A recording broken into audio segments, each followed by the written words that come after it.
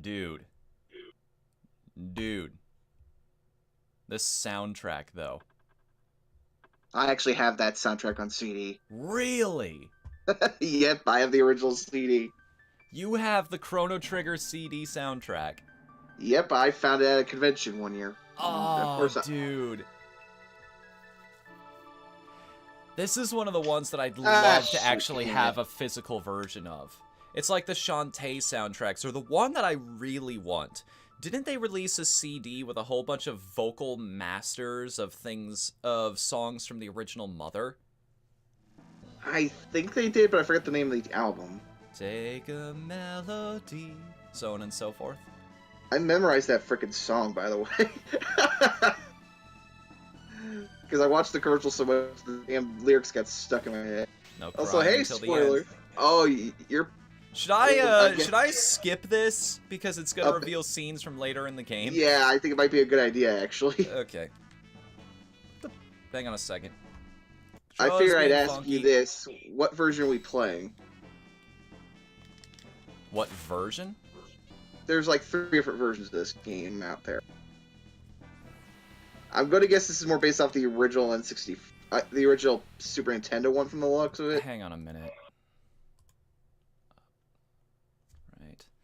BAYX start select LR. So, okay.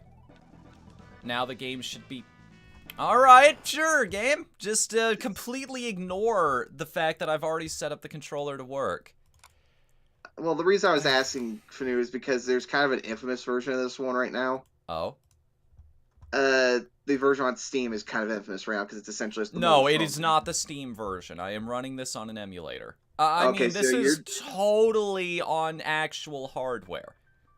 I'm running this on a Super Nintendo. Do not mind the fact that I'm holding onto a PS4 controller. It's a special modded one. Oh, wow, you're actually doing the original Super Nintendo one. This will be interesting. I've never seen this translation. It's like, well, aside from the DS version, I've heard that it is the definitive version of the game. I think the DS version has 1 extra ending if you do some specific things. 2 extra endings, actually. But also, hi, Anti-Matt. Welcome to the chat, man. How are you doing today? Because the DS one's the one I grew up with, but the stuff from that should still be similar to this, because the only real difference between the 2 versions is I think they add a few extra techniques into the DS version, if I remember correctly. Now, you'll notice this isn't entirely blind. I've attempted to play this game before. Past about the opening hour, though, my memory of it gets extremely blurry. I don't know anything past the whole situation with Marl, so... Considering I played this game more all myself, I should be able to help you out.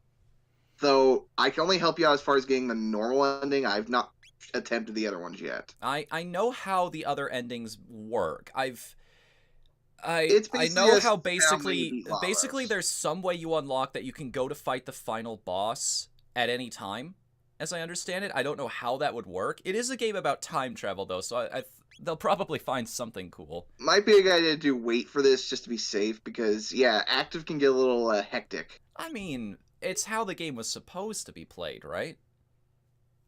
Yeah, but immediately it also can feel a little cheap at times, is my thing.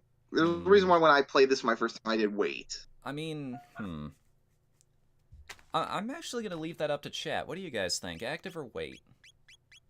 Because the only real difference is that they here really quickly. I'm just going to kind of close my eyes and choose one that way.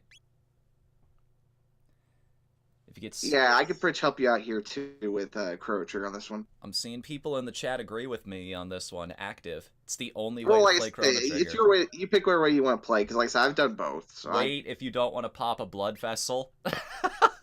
Tell you what, I have a coin with me here for this exact purpose. It's going on frickin' risky again, I just know it. Shantae, we do wait. Risky, we do active. It's going on frickin' risky again, because that coin is wait, I swear. Yep, it's risky, alright. I called it! Yeah, it's not true. You can change it later if you feel you need to, so. Let's leave him with the standard name. Chrono's good. Everybody knows him by that name anyway. I would do the thing I used to do when I was a kid, which is just name any protagonist Sean, but... Did you used to do that? You'd name the main character after yourself? No. You'd name, like, the love interest after your actual love interest in real life? No, I usually just kept the names the default names, usually. Like, even in Pokemon, I used to do that. It wasn't until years later when I got more access to the internet, I started naming them after, like, friends and stuff. Well, now, if you've ever been to the Pokemon Panic streams, which, tomorrow we are not going to be doing the next episode of Pokemon Panic as I thought. Dio needs another week to get things ready, which is fine for me because it actually gives me a chance to set up new things and make it bigger and badder than it was before for the second season. Mm-hmm. Oh! Hey, look at that! Oh, dude! Zippy, thanks for the GatherBot stuff, man. So, we're gonna go for trying to make Chrono not do anything bad in the first part? Okay, here's the thing. The first time I went through this, I actually did most of the good stuff by accident. I'm actually one of those guys that thinks about those kinds of things. Like, oh shoot, I ate this guy's lunch, now I feel bad, I'm just going to restart. This is actually why games like Undertale hit me as hard as they do. I'm empathetic by nature. By the way, I set up a timer now, so if you're curious about the GatherBot stuff, Stream Elements should be dropping a link to it in the chat so that you can find even more ways to interact with the stream. I think the one thing I can at least give this game credit for, at least in terms of RPGs I've played, it's probably one of the few I've played that I feel you could go through this game completely without a guide, and you'll probably still get everything done. Yeah. I love games like that. That's just good design, honestly. I mean, even to get the alternate endings, it's just basically beat lava at different time periods, so... Oh dear, what was her name? Luca. Let's call her Luca. That's right, Luca. Don't forget that she invited you to see her new invention. Oh, I got a story for you later on when we get there. Kitty. Yeah, the cat designs from behind always look so weird to me.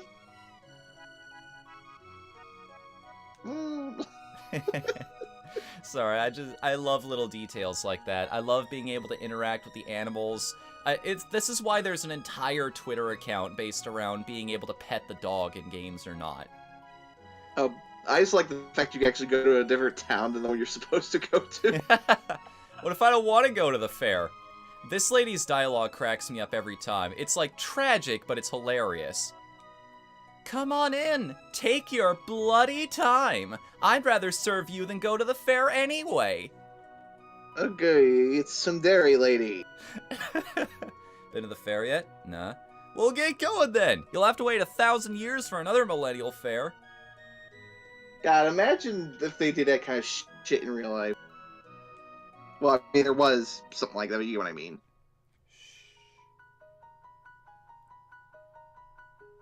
I still find weird that apparently there's like an OVA or something for this. I think the only reason anyone knows it exists is because they actually sung out a certain song during one part of the OVA. Sometimes I wish you could hear the game, because one of my favorite tunes in this entire soundtrack is playing right now.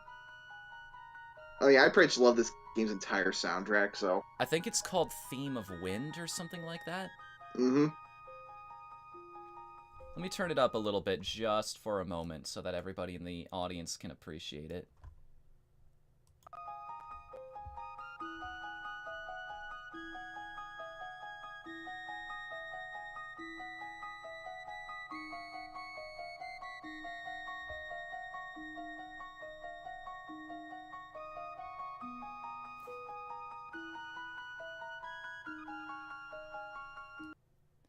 It's kind of a good example really early on, even way back when,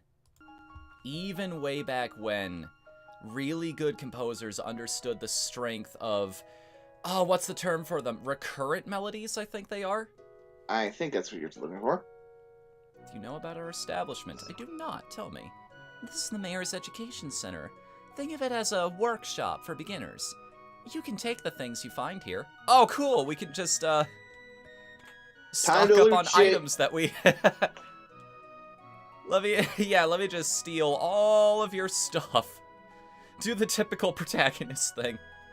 I guess there's one thing I could put here. There's actually a song in this game that legitimately kind of unnerves me a bit. I forget the actual name of the tune, but it's the one they tend to play for like really sad scenes. Oh... This is, I think it's in Chrono Cross as well, which is also one of my favorite RPGs of all time. Star Stealing You know what? Girl? I have the game. I'll just look it up. Because I still have my DS copy from years ago.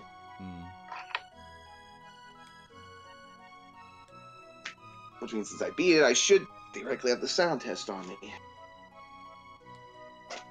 Alright, I'll teach you about skills. Are you willing to learn? I mean, yes, but that does not relate to whether or not I'm actually willing to go through a whole tutorial.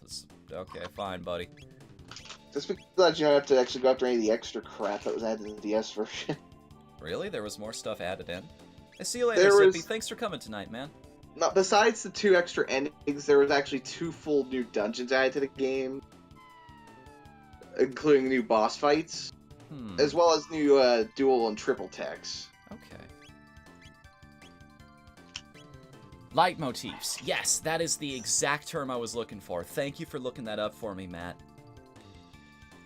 You mind if I call you Matt?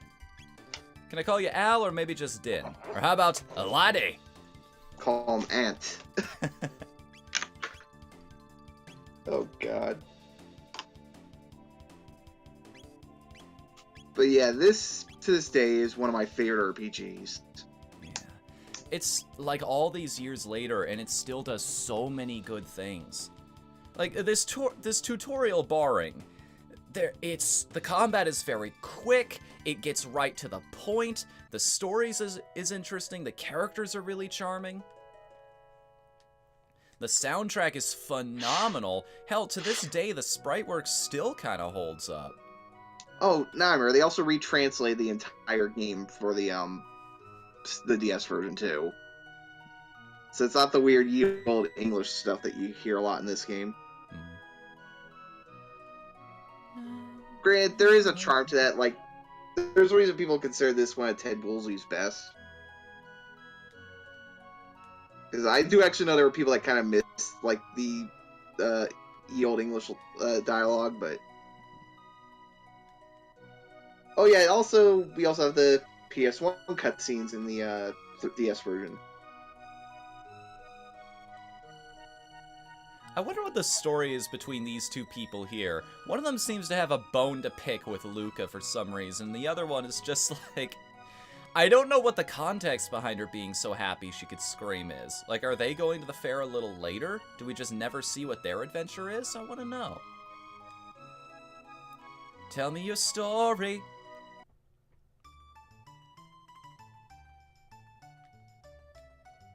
Welcome to the Millennial Fair. Have fun.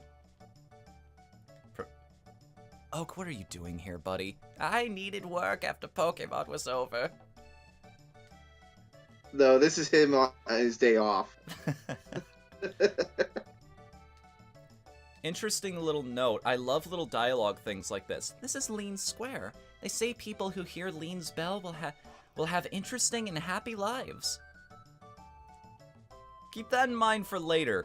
I love when dialogue comes up again. I love little foreshadowing things. Like, at first you think it's a little throwaway line, but then it actually happens later. Hello, lady? Oh. I'll have to pull up that C later. At some point, maybe I should... Who was that? Okay, then this is a decision where... This is mainly where I, in my original playthrough, did the bad thing by accident. Aw, Antimat R, thanks for the follow, man. And I apologize in advance. I'm not entirely sure what for, but we'll find out together.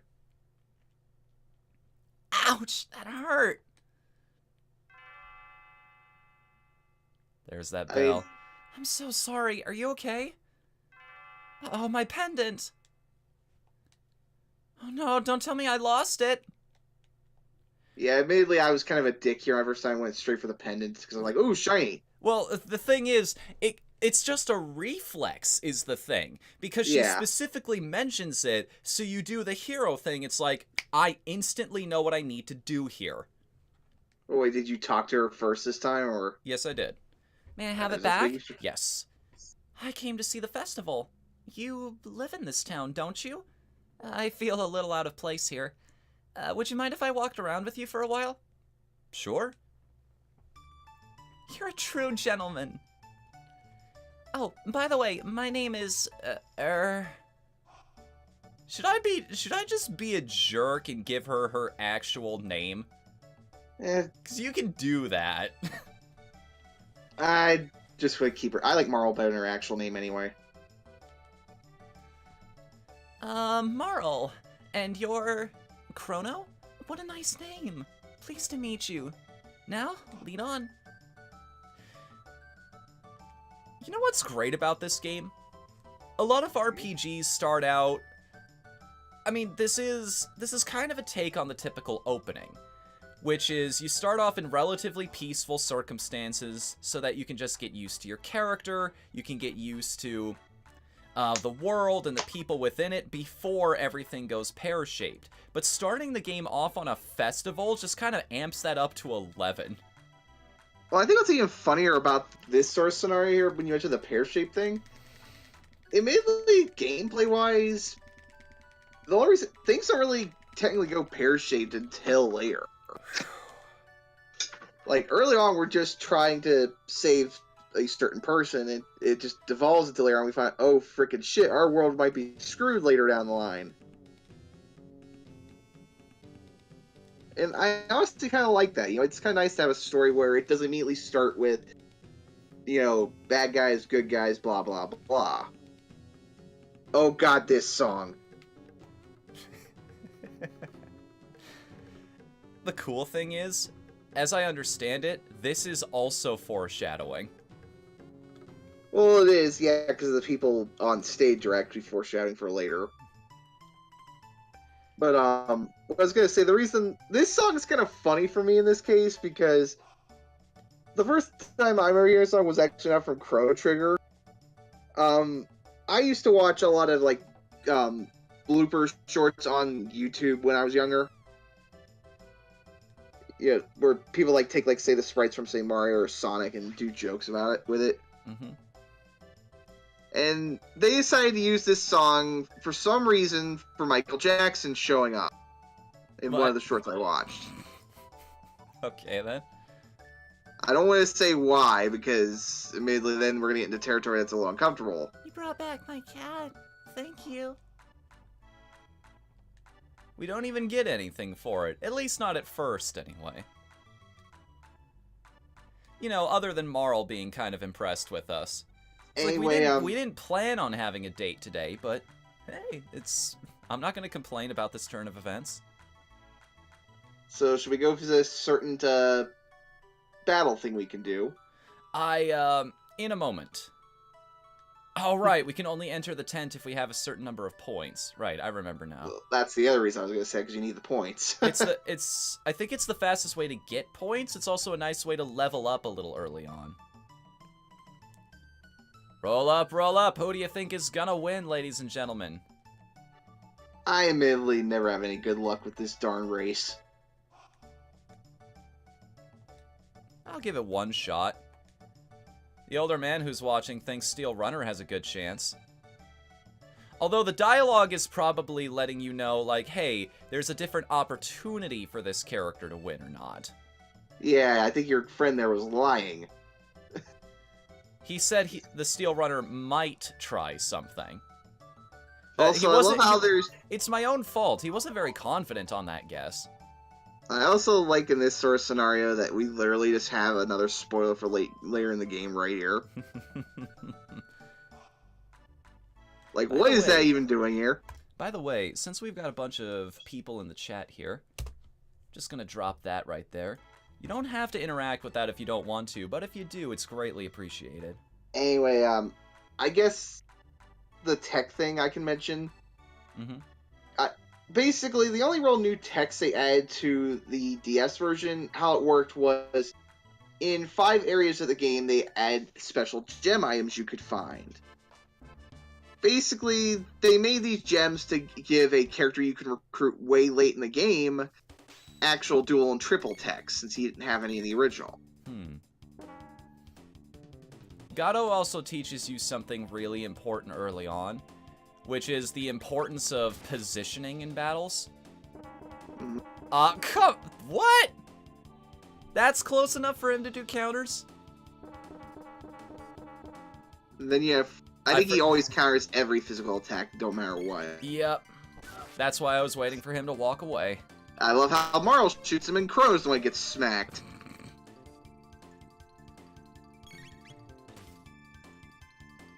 Oh, never mind. I guess there is a distance for it. Yep, there is a very specific positioning you gotta be in. And I think it's a little finicky, too. Oh, the gems are in this one, too. I didn't realize... Oh, shoot. That's gonna be a problem, then. Don't talk about things that happen later, then. Just let me figure it out on my own. I'll let you figure it out on your own. I'm just saying there is at least one of those you can miss. Because it happened to be my first playthrough. Blue was mentioning something about that a little earlier. How there's a certain something in this game that's easy to miss early on, but I'm not gonna worry about that for now. Oh, right, you have to leave and then come back in. How many points do I need total to get all the rewards again? I don't even remember, honestly. Then again, it's been quite a few years since I've actually come back to this, so... So much effort put into this game. This random little side character in the fair, Gato, just has his own theme music. I really love how that's a name change from the original version. Oh? It was Gonzalez in the original. God, I kind of like that a little better. But to be fair, that wouldn't fit. We only have so many characters to work with here. Right. Because for some reason, Japanese and English have a different, like, sort of, Well, the characters are smaller. That's why a lot of RPGs are very verbose, because you can fit more text in a smaller space because of how Japanese characters work. Yeah, that's pretty much what I mean, like... Gato, come on! You're busting my balls, dude! Literally. You see Crow on the ground afterwards. I'm fine!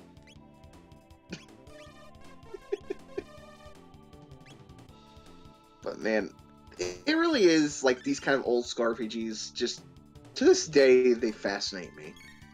How so? Like, I don't know what it is, because admittedly, I'm pretty just gonna say this, I did not grow up on old school RPGs. A lot of the ones I played from the SNES era were much later. Because, as a kid, I didn't exactly have the ability to buy games myself often, so I'd only really get them for, like, my birthday, Christmas, or a special occasion. I didn't really either. It was when I was a teenager that I started to catch on to the RPG scene. It was a fateful day. I was at a GameStop that was in the middle of a department store. And the guy behind the counter, they were having a buy two, get one for free sale, essentially. And the games he gave me, I will never forget this. The games I got were the original Xenosaga, Wild Arms 3, and Dark Cloud 2. And I can vouch for one of those, at least. That was a fantastic period of my life, because Dark Cloud 2 is one of my favorite games of all time, and... I'd list Wild Arms 3 as one of mine, admittedly. Oh, I almost forgot. Here's your allowance, dear. Have fun at the fair. Oops. Knew we forgot something. My, how nice. I've only seen you with Luca. Who's your pretty new friend? Hi, I'm Marl. Marl? I'm sure I've seen you before, dear. Now, where was that? Marl's like, Chrono, get us out of here. This is admittedly a little touch I love with this game. Is you could do this with every single party member in the game. Just bring them back to mom and see what they think of them. Yes, and it's actually pretty fun. I like seeing the reactions. This is incredibly forward. Like, we just met this girl. We got into some fights. We fought alongside her. We played some games. We rescued a cat, and now we invited her to our room to sleep off the wounds, as it were. Shoot.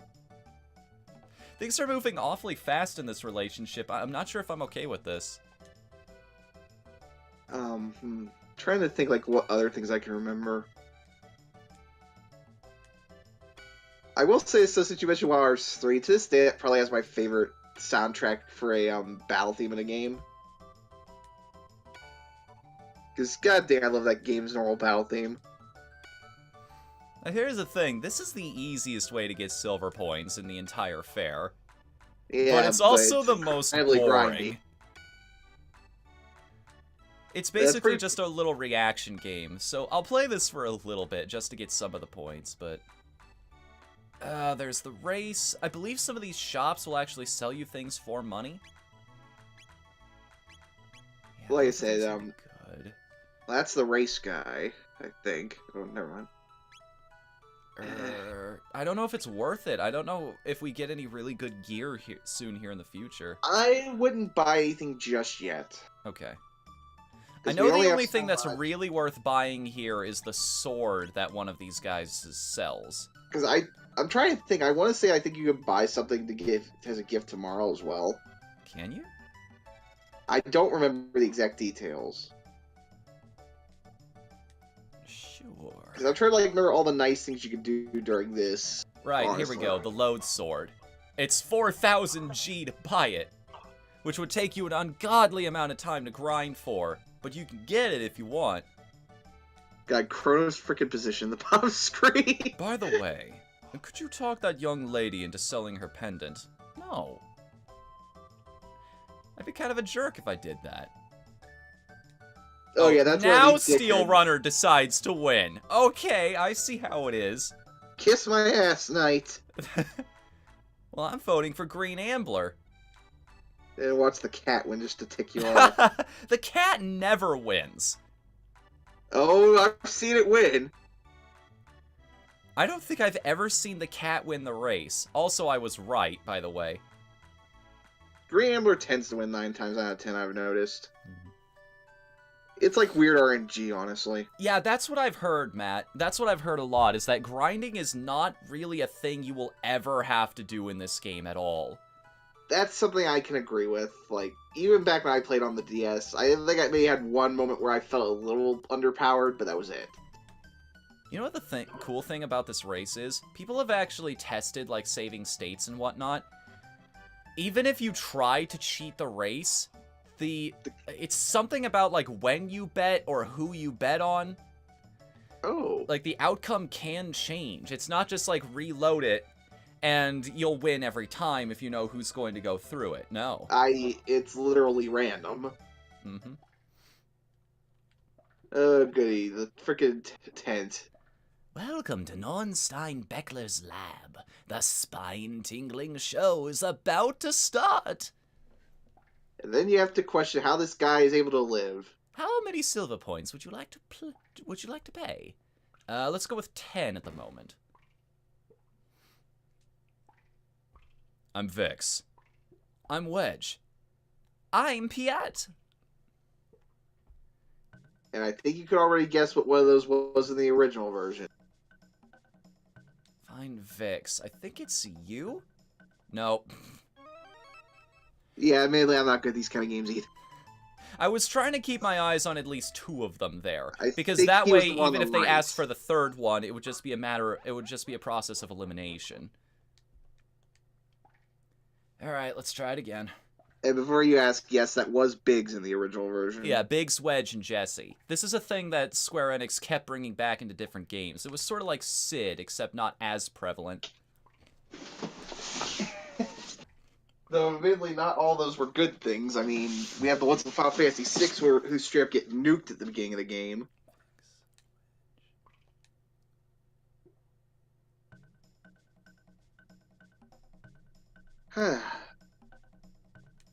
Okay, I know for a fact this is Vix this time. Is it that obvious? Oh! The Poyozo doll, who also has one of my favorite songs in the entire game. It's always the little side things. It's the piano, it's the doll. It's just the really calm piano-like tracks, the lullabies. Those are some of my favorite tunes here.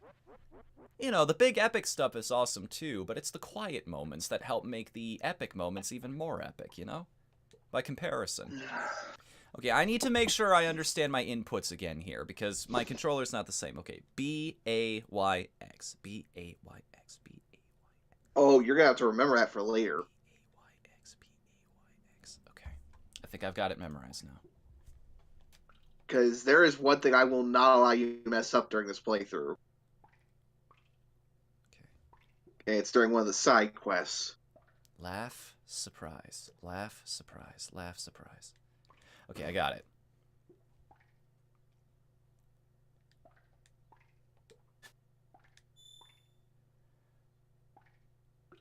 I'm gonna need some quiet for this one because I need to be paying direct attention to everything that's happening here.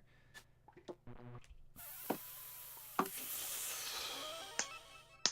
mean, I'm gonna do this legit. I'm not going to like cheese this at all. And if you guys want me to move on, I will. Like actually get to the story. Yeah, you know, we should probably move on at this point, honestly. Okay, but one more fight against Gato. Just one more, because I'm kind of mad at him for just leaving me sitting there for a while. They call me Gato, I have metal joints. Beat me up and earn silver points. Does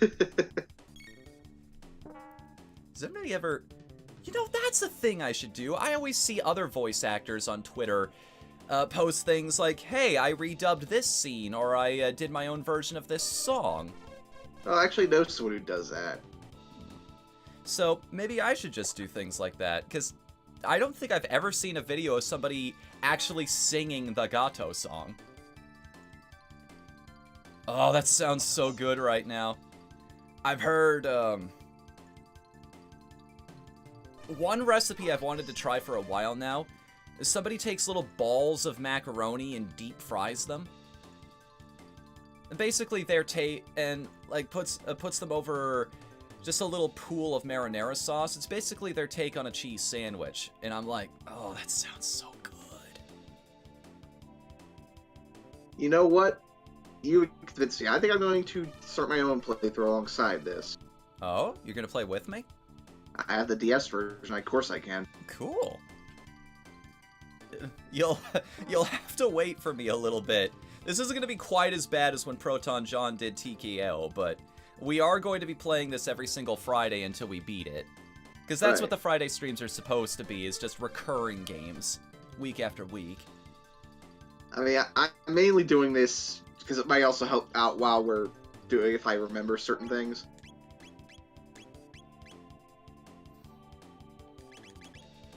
It's been a while since I've played, so I figured why the hell not. You know what would really help in this game that I just thought of? And this battle is kind of a glaring example of it. How long are the Friday streams? We usually go from 4, so about 47 minutes ago, until 8, so 4 hours, and then we swap over to what I like to call the Wheel of Whimsy, which is just I spin a wheel from a list of games that I'm interested in currently, and we play whatever it lands on. Of course, the wheel also has a bad game on it, so could be good, it could be awful. I mean, in this case, we're already playing a good game, so either way, we're good here today. Yeah. Last time we did the wheel was Fight and Rage, and man, I want to give that game another chance. I feel like that stream wasn't a good representation. There was rage. There was rage during that. You weren't kidding. Hold on, I want some candy. And you know what? I want some food too. Yeah, this is what I was remembering here, where you can buy. I wonder why they do this. Like, is this foreshadowing for something else in the future? Is this going to come up again? Not that I can. Some character just makes you wait for some reason. Because if you try to move during that, she'll stop you. You just have to figure out to sit there. And it also counts as a dick move if you move during that. They will bring it up during a later point.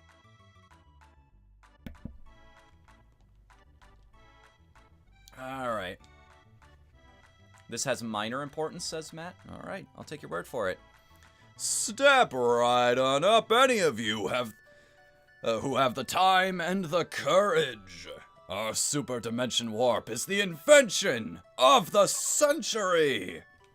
To use it, jump up here, and you'll get teleported here. It's the masterwork of my beautiful daughter, Luca. And this is actually the earliest point in the game that you can, basically fight Lavos, actually. Give it a try, kid? Oh, it's you, Chrono. Chrono! Where have you been? No one wants to try the telepod. How about you? It looks like fun. I'll watch while you try it out. I love that Luca, like a little further in this conversation, she throws shade Chronos away. Like, how'd you end up with a hottie like her? This is why Luke is one of my favorite characters. just the right amount of sass. Like, I always end up falling for the nerd girls, I notice. I love her dad's response to this, too. Which is just, it worked? I can't believe it! A thrilling display of science at its best, ladies and gentlemen. So how was it? Want to try again? What a kick! I want to try it too! Huh? Hey, Chrono, how'd you pick up a cutie like her? Hang on, Chrono, I'll be right there. Behold, ladies and gentlemen, as this vision of loveliness steps aboard the machine. Don't go away. I'll be right back. You're sure about this? There's still time to change your mind. No way. Throw the switch. Mario is easily excitable. Why'd the music cut? That's your first indication that something's wrong here. All systems on. Begin energy transfer.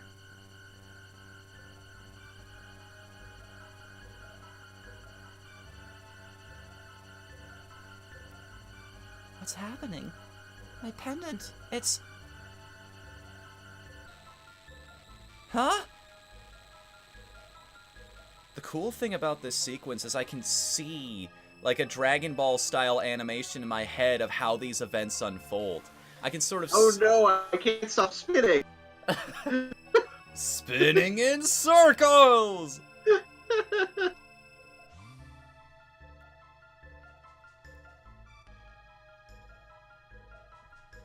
How far in Chrono Trigger have you gotten before? The farthest I've gotten. And I barely, like I said, I barely remember everything after this whole Marl situation. But I remember where I left off was a city in the sky, I think? I got stuck on a boss right at the entrance of the place, and I never picked the game up again for some reason. The antiquity stuff, basically. If that's what they're called, sure. The show's over, folks. Let's head along now. So you were getting close to the end game there. What's going on, Luca? Where is she? The way she disappeared. It couldn't have been the telepod. The warp field seemed to be affected by her pendant. What are we going to do now? She's so familiar. I know I've seen her somewhere. Not even a thought. Chrono! You're actually going to do it? What a fine lad! Listen, I don't know where this machine is going to send you, but we haven't any other choice. Won't they both be lost? This is our only hope. That pendant seems to be the key, so hang on to it, Chrono, and brace yourself. All systems on. Begin energy transfer. Power to full. Roger. More. Give me more power. Roger. There, we did it.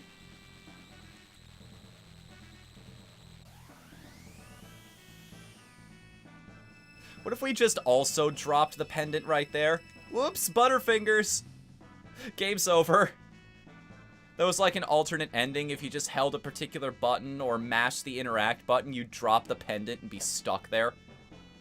Crap. Crow just ends up in the fucking TARDIS all of a sudden.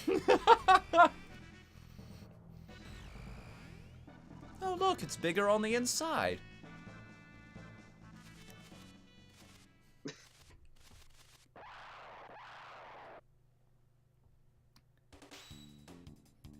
It sends a very strong message as soon as you land here. It's like, welcome to another world where everything wants to kill you. You go straight from a fair to your friend disappearing. warping into goodness knows where, or I guess in this case, goodness knows when, To and fight immediately goblins. you get attacked. Apparently, I got really close to the ending of the game. Yeah, you were around a point where a specific scene everyone remembers happens. Huh. Interesting. Man, I want to know. I want to know, because there are huge holes in my memory, like little things that happen here and there. I am not spoiling a damn thing. I don't want you to. I respect the game too much for that. The cool thing is, we could have ground up for that sword. We could have gone for, like, the 4000 G, but we didn't even need it. We could just fight these imps, no problem. That's what I'm saying. Like, this is the anti-grinding game. People probably call it that for a reason. I got the best accessory, by the way. Nice. It's so bad. Oh, god damn it. No, like that's probably under a different name in this version. Maybe? I mean, it's not... they're not specifically saying it's that power glove.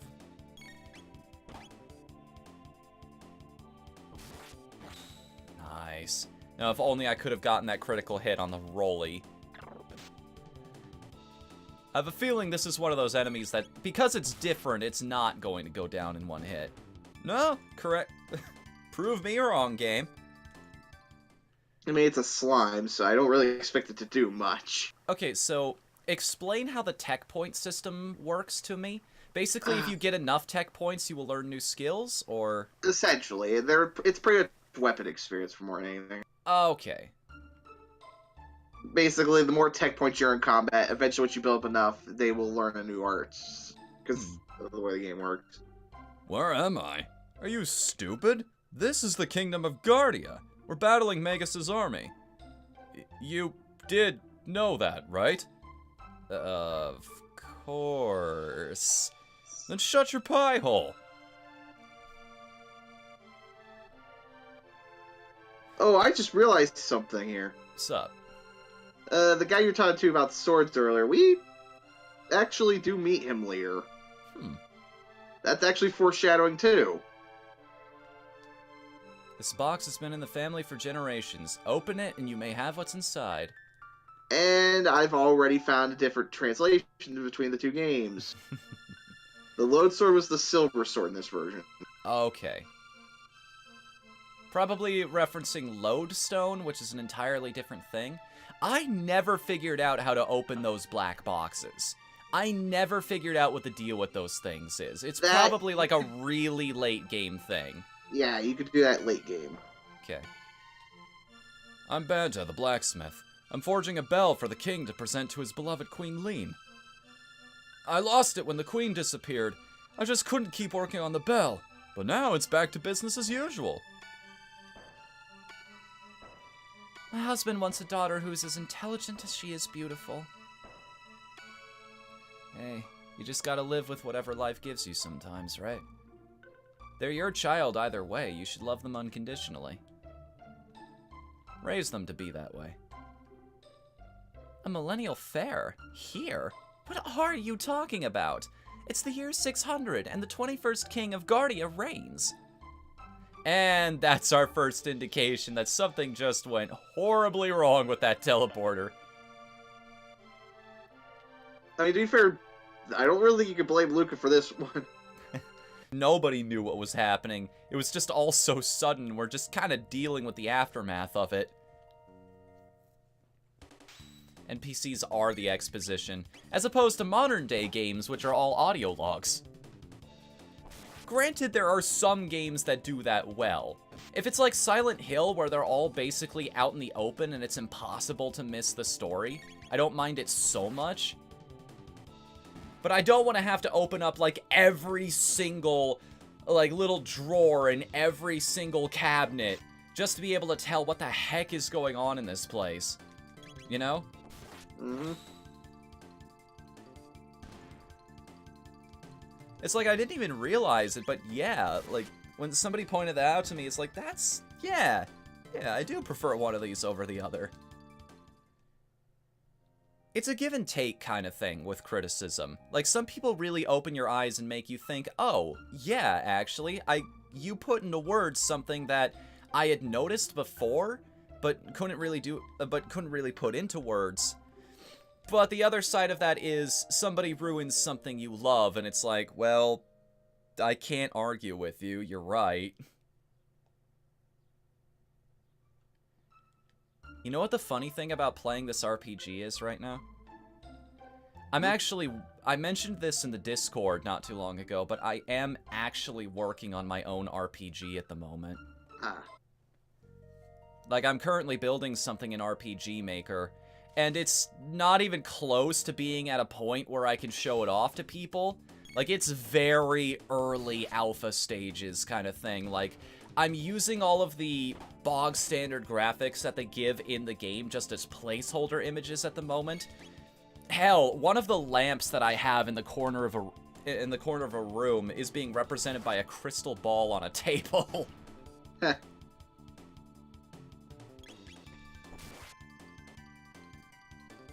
But yeah, basically what I'm doing right now is I'm building up the main environment, which is the apartment. And then I'm filling that all full of flavor text. I don't know how much of it is going to make it into the final game, but... Hold on, somebody wants to listen to the forest music for a second, which I'm not going to say no to listening to the soundtrack for a bit. Mm-hmm.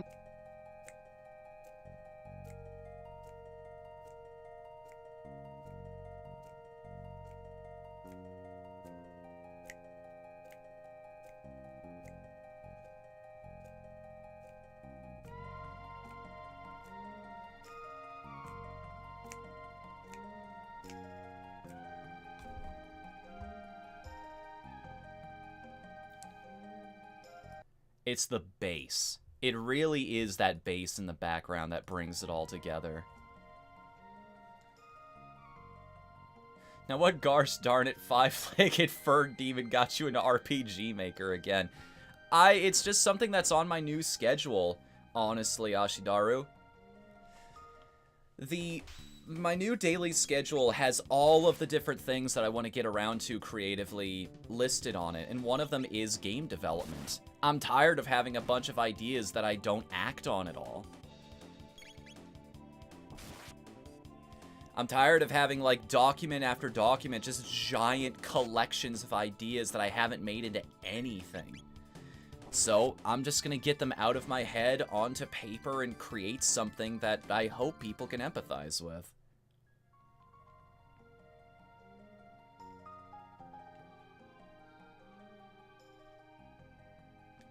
There wasn't even actually an item there, it was just a trap.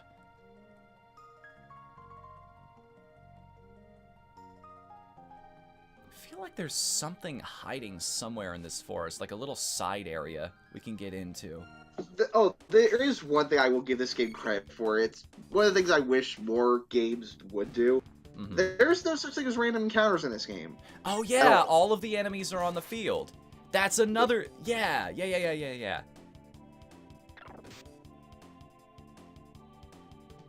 Like, basically there's just scripted sections where you will get attacked. If you know where they are, you can, in most cases, you can avoid them. Or if you're just quick on your feet. You don't have to fight every single battle, but I kind of want to anyway, just for the experience. Clear out every single area of problems. And I know for sure that basically what I do in RPGs typically is I fight every single battle presented to me, because it all adds up and it will help. It's on the way to where I'm going anyway, so I figure this is the type of experience, like this is the level that the devs want me to be at by the time I get to where I'm going. I will roughly be in a position where the game is going to be fair by the time I reach the next boss fight.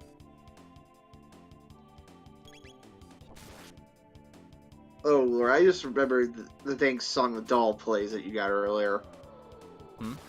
Why the hell that song is in that doll, I'll never know. Oh yeah, I never went home! And I can't get the clone now! You don't need it right now. Yeah, I don't need the clone. I can't get the clone. I can't get the other cat.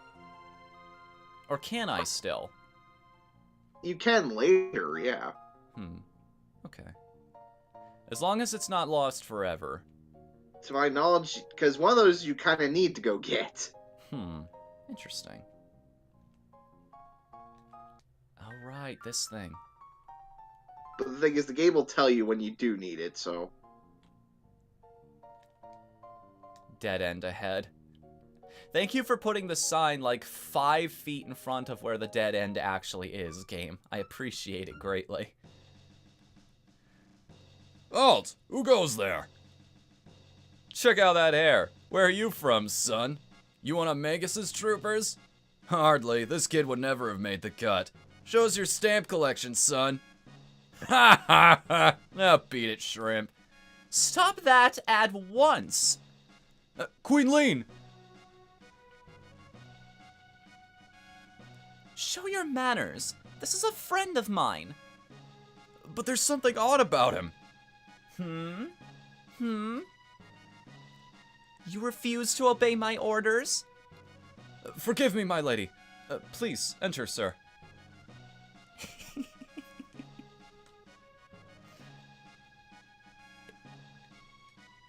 Please pardon us. We revere our queen's guests. I envy you whom the queen calls friend. It's amazing, like, how one person's word gives us so much clout in this place. Hey, buddy, where are you off to? I want to come, too. What you doing? Hey, buddy. Hey, friendo. Hey, friend. Mi amigo. Mi amor. Ah! What do you want? Get out of my face! You just made him sound like freaking Kefka there. What the hell? Polish my boots! Sorry for the voice cracks, by the way. Again, my schedule has me doing all kinds of work, so... To be fair, consider who you're voicing, the voice kind of fits. Just between us, the Chancellor's been acting very strange lately. He's been sneaking out at night.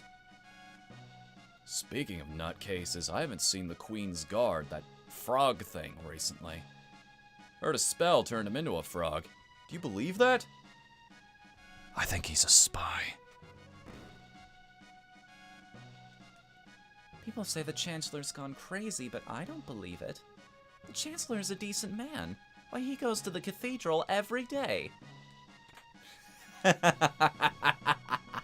That's so clever. That's so clever.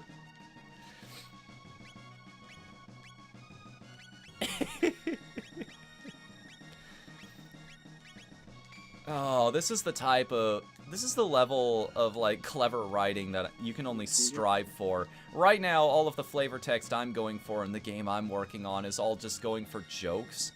Well, some of it is jokes. Some of it is also just very real things. Basically things that are coming from my heart. Things that I can personally relate to, you know? Also, what a jib! Somebody opened that treasure chest already. What was in there? What kind of loot could we have gotten had we only been a little faster? We'll never know, unfortunately. That's the one thing that gets you in games, isn't it? Like, the potential. Like, what could have been.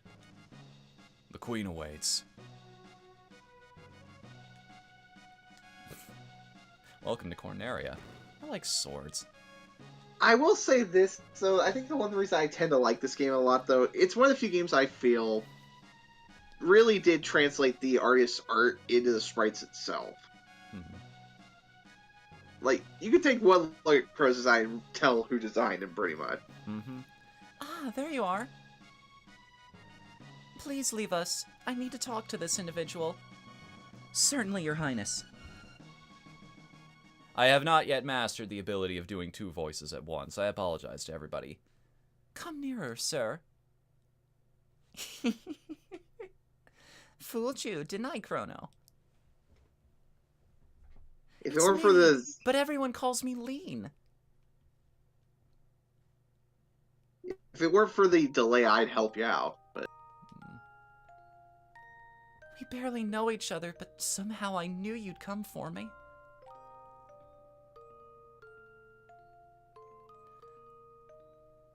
Let me saunter ever so slowly back to in front of you. Thank you, Chrono. Something's wrong. What? What do you mean? There's nothing in the room. What's happening? It feels like I'm being torn apart. Crap. This, folks, is Help why me, you don't Chrono. mess with time travel. I'm scared. Please, Chrono, help me! Just flew into freaking bits right in front of our eyes. Loot the room and leave! Both for it, buddy! I grow so tired of the gossip around here. Has she dismissed you already? You were polite, of course. You didn't do anything funny, did you? Of course not! Are you sure? Did you notice anything odd about the Queen? No, nothing odd at all. Nothing to see here. Okay, if you say so.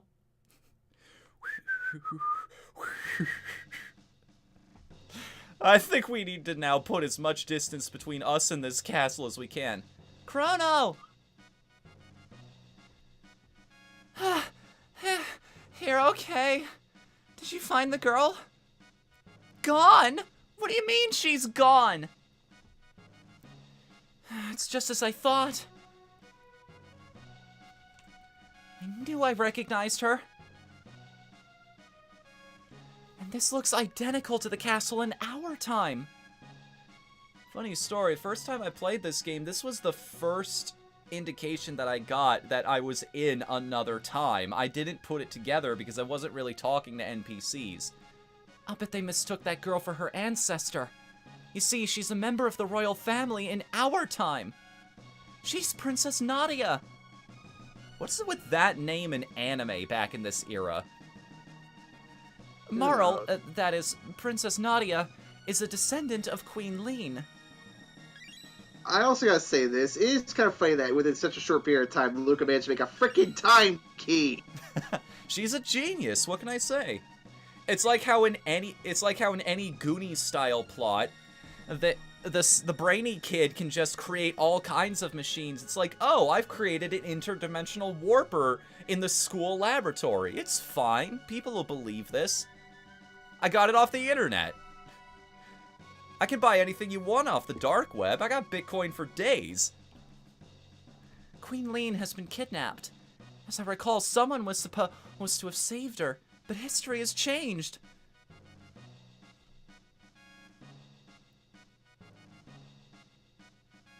Mara looks so much like Lean, they probably called off their search when she appeared here. But if the real queen is killed...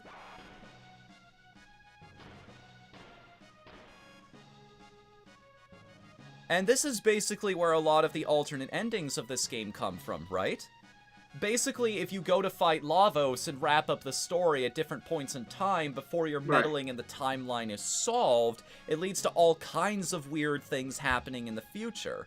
So like you wouldn't believe. So this actually is a warning to the player, being like, yo, don't mess around with time travel. You should probably see this through to its logical conclusion before you do anything rash here. Something must have happened to the queen in this era. As a result, Princess Nadia ceases to exist. Or, ceases to exists. Plural. Hurry! We have to find the real queen. You don't have to tell me twice. No, really. I'm an anime protagonist. I'll hop into a portal and throw my life in danger for absolutely no reason. Just tell me something's evil, I'll go smack it in the face with a sword a few times. That's just how I do. Hey, Luca, you're leveled up, by the way, right, honey? Because we can level up along the way if you need to. Alright! Luca has, I think it's a scope equipped, so we can actually see how strong the enemies are. Yeah, you're never gonna be taking that off of her. What the hell was that? You need to wait a turn before you can fire off a sky attack. Don't you know anything about anything?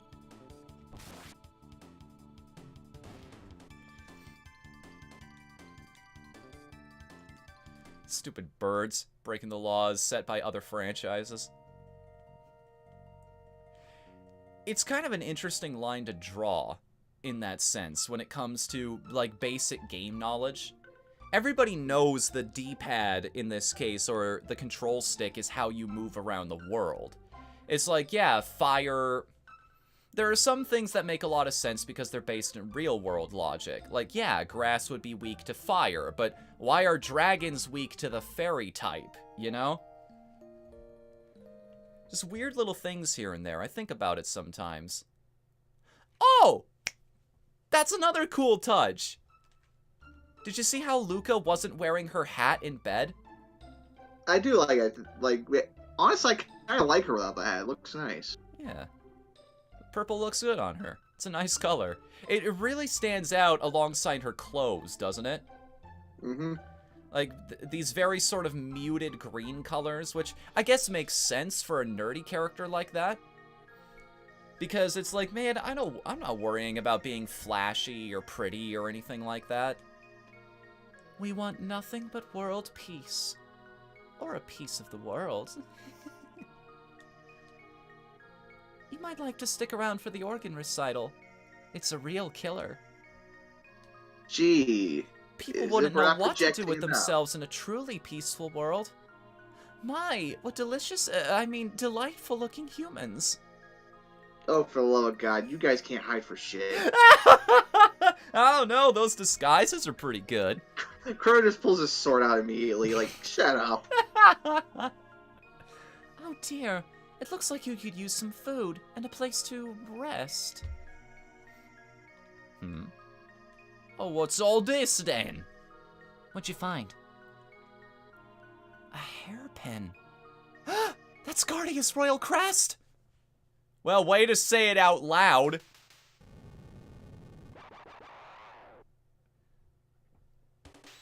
Man, I wish there was a 3D remake of this game.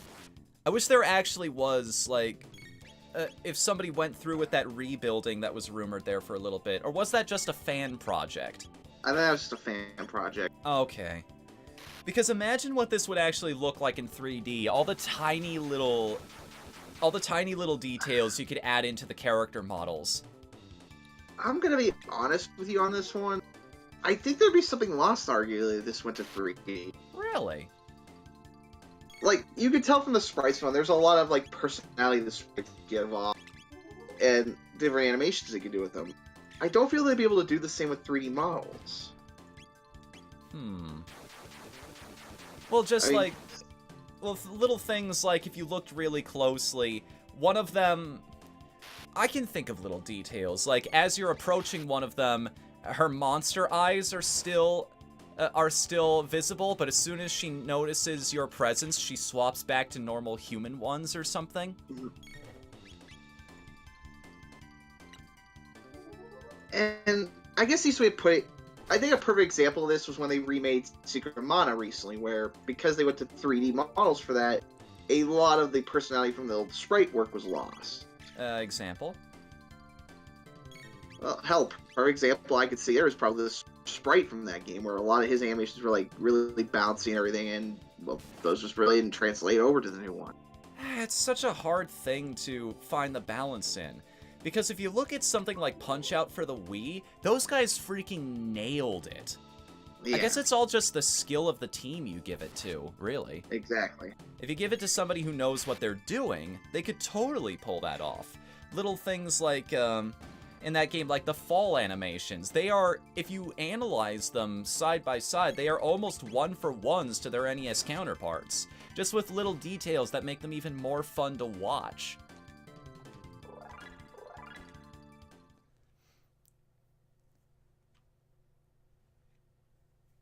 2D Chrono Trigger is so good that a remake would feel too different.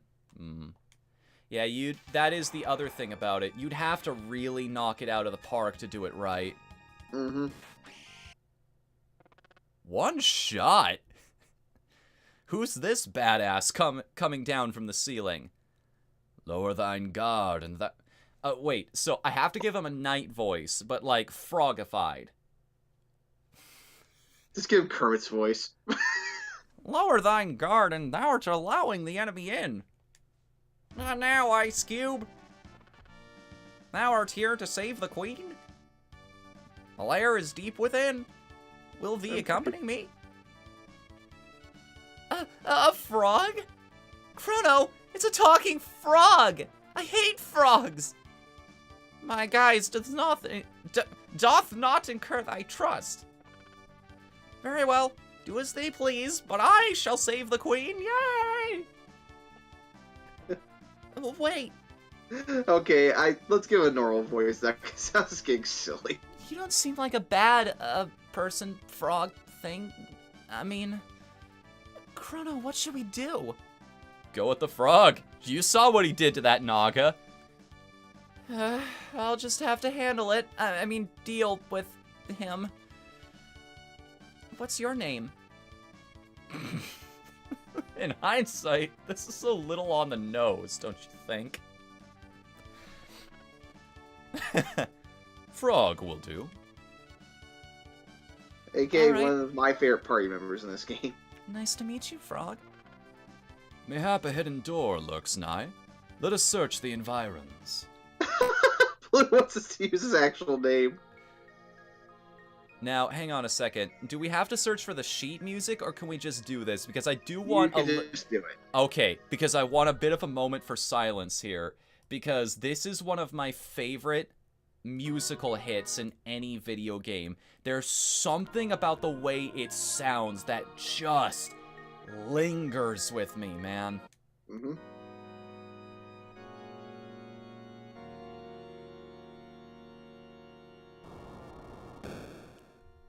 It's so freaking haunting, dude. You know what's even funnier is that's actually on the soundtrack CD. Of course it is. I mean, it's stuck in my mind.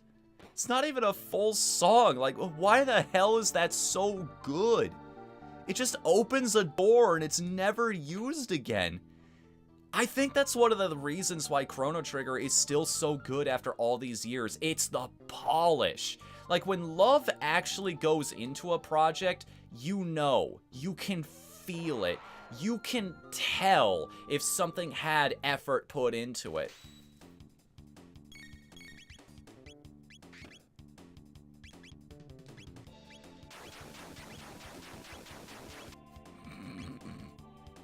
Luca, you require healing. Let me gross you out further. Now that I think about it, if you had to equate them to typical classes, Frog is kind of a paladin. You know? Well, because he's the only one with a healing tech right now.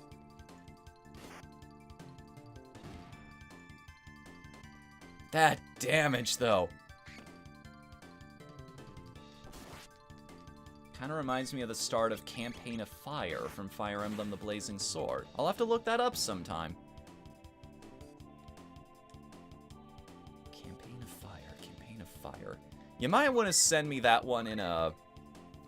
You might want to send me that one via PM, because I will forget. I know I will. My memory is absolutely terrible. But I love listening to new music, so... If you have any suggestions, lay them out for me. So I'd definitely like to try them out.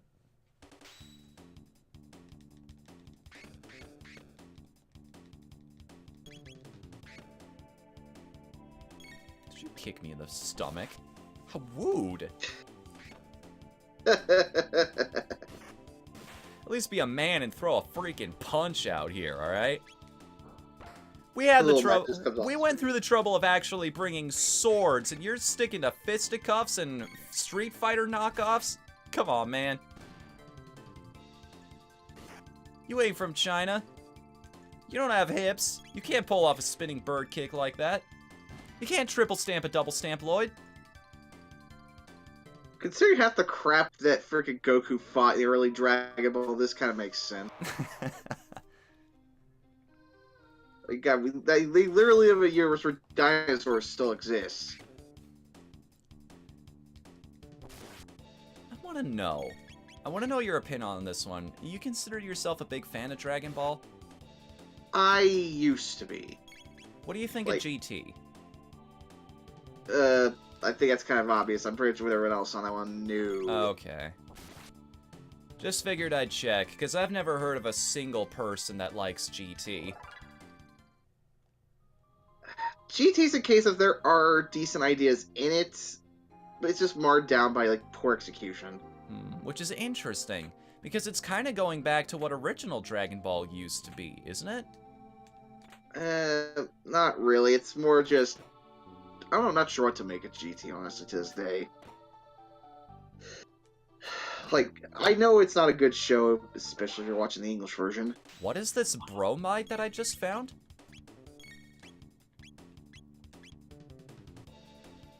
I just found an item that I've never discovered before. Well, when I get there, I'll let you know if it's something different in my version. It even said it's the secret Naga-et bromide. I don't know what this stuff is right now.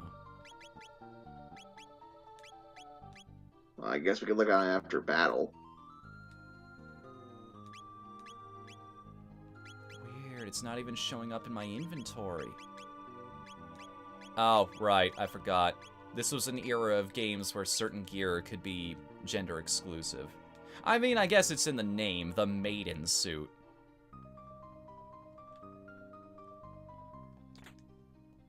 Steel Saber, which I think that's a frog weapon, right?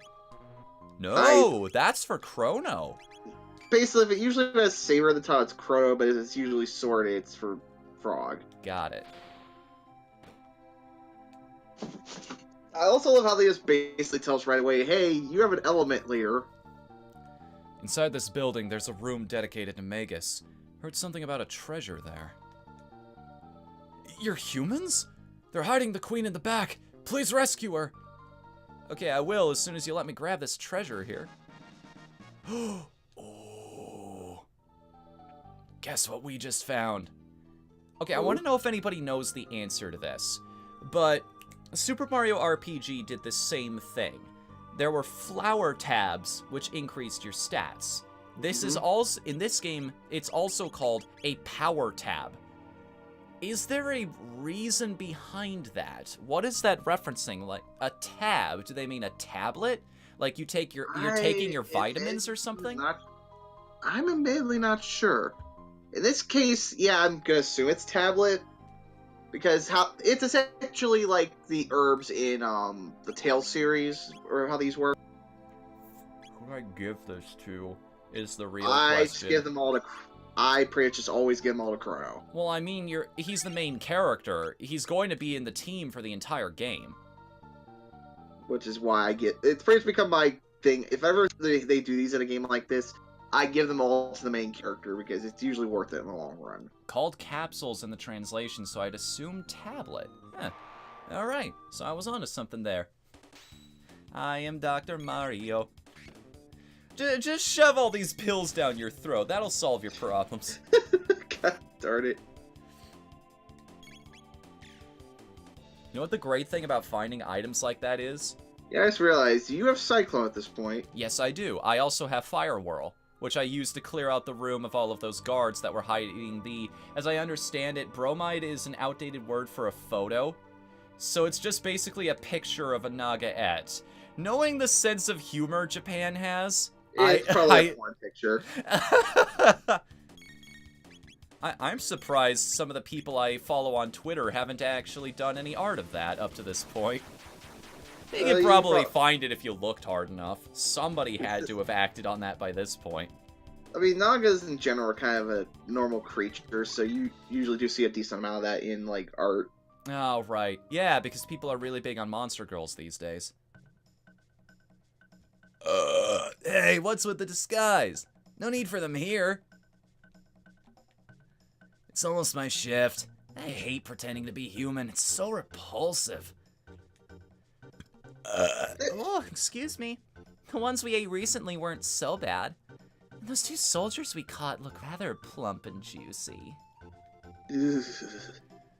Yakra's so smart. His plan to capture the Chancellor and take his place worked perfectly. Now the Queen's captive and the castle's in an uproar. This is rich. I'll look in on Magus' statue before my shift. I don't know why your voice reminds me of the voice they gave Damn Dribble in the Warrior Gold dub. Spitz, calm down, dude. I really want to play that game so freaking bad. Chill, bro, chill. They're fine. Are you here to save Queen Lean? Oh, what a relief. How nice of you to come. I'm sure your Yakra will be just as pleased. Why not rest in here until he's available? There was no need for you to come rescue me. The Master Yakra is very kind. I've decided to stay here. Now why don't you make yourselves at home too? Gee, sorry, hang on a sec. I gotta sneeze. Hey, bullshit! Hey, bullshit! Sorry. I'm better. It's gonna get to that point where Crow just starts poking people with his sword because he can't tell what's human anymore. One tip about speed tabs. They're rare and speed is the only stat that doesn't grow through leveling. Spend them wisely, and for a frame of reference, max speed is 16. So yeah, once you hit 16 of the character, don't give him any more tabs because you're literally wasting them at that point. This is interesting. Like, this right here, again, I love little moments in games because they give you a moment for pause. Like this one right here, these monsters aren't just monsters. They're not random creatures that you just encounter in the forest and have to beat up because they get in your way. They have their own organization, they have a hierarchy, and they have this. They built a shrine to whoever this Magus guy is. They have their own religion, their own society, their own values, their likes and dislikes. I think this was my first taste of like having an actual series where the monsters weren't evil. Like, or just they weren't inherently evil. Well, they're not like pure evil by nature. Is I think the best way of putting it. If anything, they're kind of oppressed in this game. As we find out later. Can make Chrono a little faster at the cost of some power. I mean, he did just get a tab to boost that up by 1 permanently. What does Vigor do again? Also, sup, Ryza? Welcome to the chat, man. How are you doing tonight, buddy? Yes, I am definitely having fun. That mistranslation's making me think of something else hilarious. Oh? The religion of Magnus. You just see Magnus with his giant clubs standing there. I never asked for this. Come join us in singing your funeral dirge. That's cool to hear. It's always nice to hear people are having a good week. I'm always happy to hear you guys are happy, like legitimately. Hold that pose for just a second.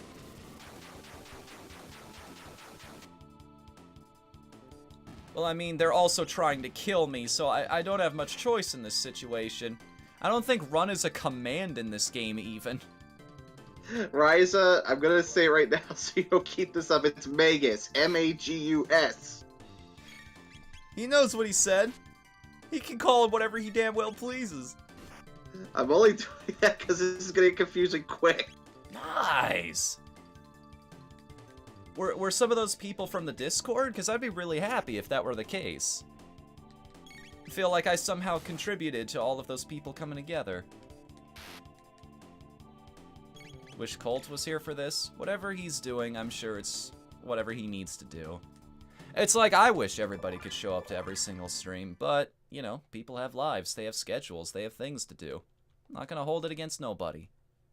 Okay, so what did we get? We got a defender, and we got the speed belt, right?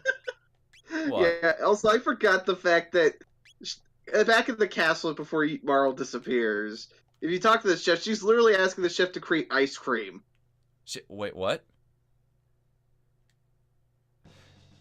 What's going on with that? There's a kitchen you can visit in the castle before Marl disappears, and you can talk to the head chef there. And you literally that just, like, she asked for ice cream. Like, he literally has no idea what it is.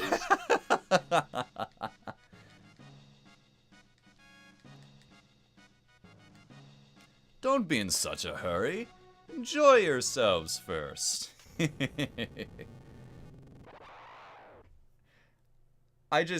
I imagine these monsters feeling so proud of themselves. It's like, they totally buy our disguises, guys.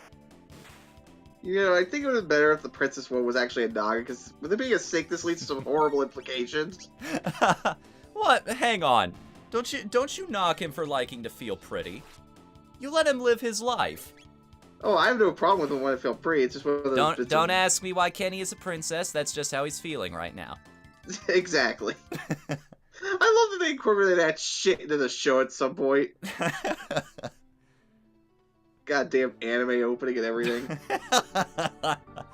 Oh, that's the thing. Like, South Park has a huge history with anime. They've both done Shin Pokemon, which is like takes on bad anime, and they've also done Let's Fighting Love, which is the better parts of anime. Like, that's a love letter more than it is a parody.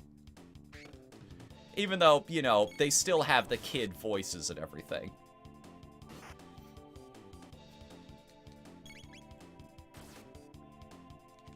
Oh, I survived with 1 HP. Come on, what a chip. I wonder if there's a system in something like RPG Maker where you could set it up to be like, if they would have been left with like 1% of their health or something, like just 1 HP maybe, the game just bumps up the damage a little bit to be like, yeah, we're just gonna give this to you. This attack's gonna be a little bit stronger so that you don't have to waste the action, because you would have won anyway. I'm learning all kinds of things messing around in that program. I'm learning how to set up events, I'm learning how to move NPCs around. Trying to figure out how to add actual party members in there. Play around with different things. Like, currently I'm working on a sequence where if you try to leave the front door of the apartment over and over again, the character you're controlling is basically just like, there's no reason for me to go out there. I said there's no reason for me to go out there. Stop it. No, seriously, stop. If you don't keep trying to walk outside, I'm gonna tell you my backstory.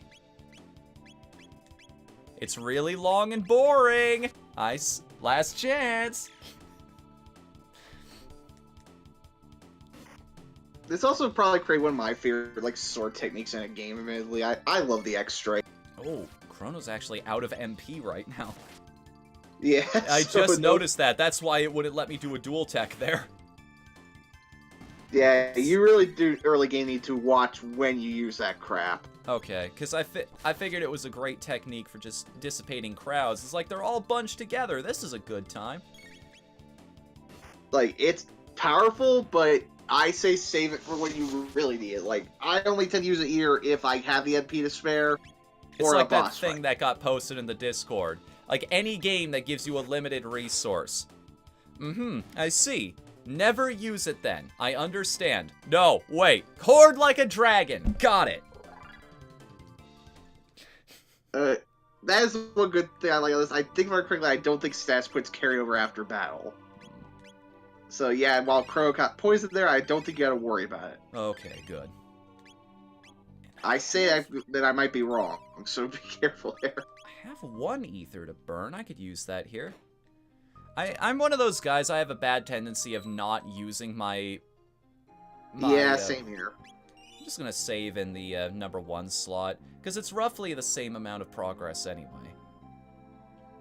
Is this the trick staircase over here? Yep. He was poisoned. He got better, though. Like, honestly, I like that better than games where they let it linger after combat, because, well, yeah, it's supposed to be a punishment. That can get really annoying really fast. Yeah, Pokemon is infamous for that. Pokemon Ruby especially, because everything in that game can poison you. Like, poison is the status effect I deal with more than anything else in Generation 3. It gets agitating. Like, you will spend half your money on antidotes in that freaking game.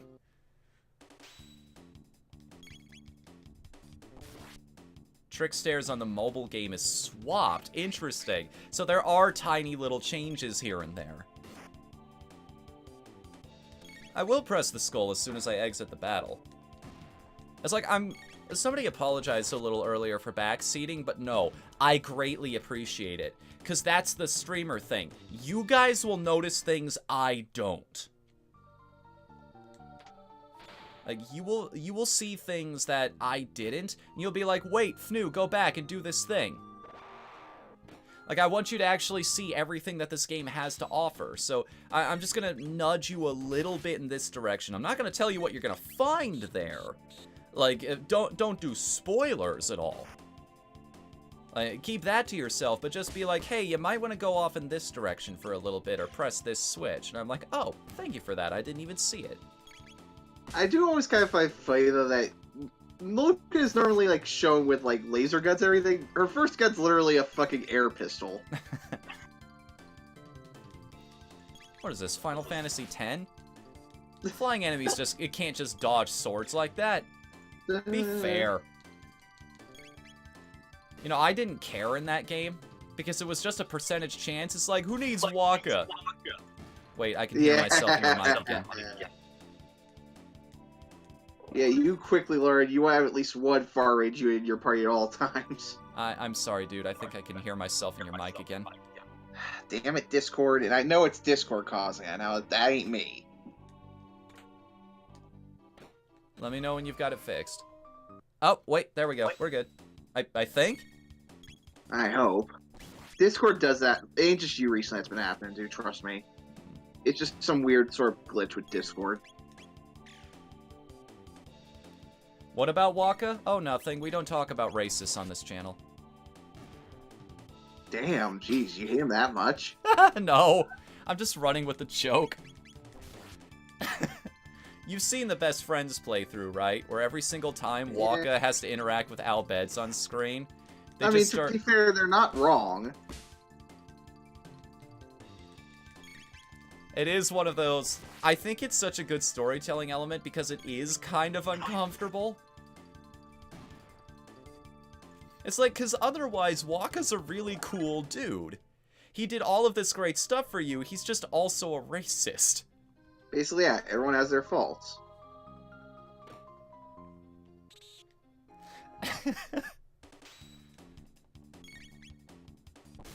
Anyway.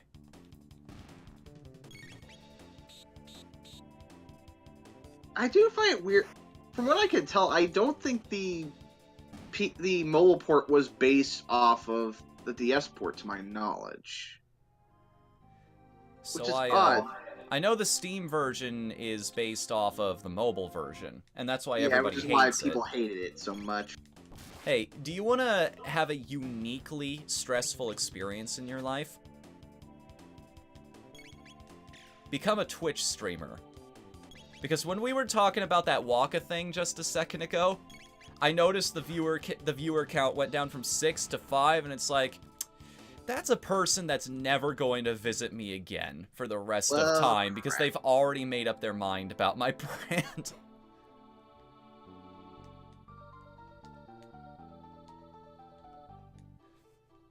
Darn you, you stupid Nagas. Take this! I love that little sequence. That enemy was just kind of snoring off to the side. It's like, we didn't have to disturb him. We just chose to anyway. It doesn't serve any story purpose. It's just a funny little scene. I say, you guys know what you're doing. You have to be skilled to sneak up on me like that.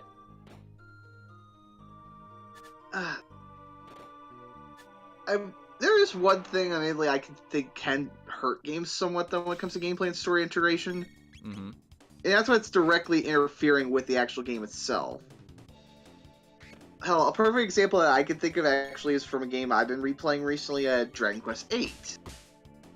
Oh. How's that working out for you? It's going well. I like the game, so I'm used to it by now. Cool. It's one of the few games I can play without a guide, so... That's another one of my favorite RPGs on the PS2. PS2 just had a ton of fantastic RPGs on it. Like, the more I think about it... Like, there was Rogue Galaxy. Let's see. What else? All of Shadow Hearts Covenant. The first 2 Disgaias. My personal favorite is Shadow Hearts from the New World, just because I love how eclectic the cast is. Oh, well, to be fair, the cast is eclectic in 2 as well. Isn't that the game where you have to fight, like, actual Rasputin? Yes. Like, not even like a historical approximation, like, literally Rasputin. And he becomes Asmodeus.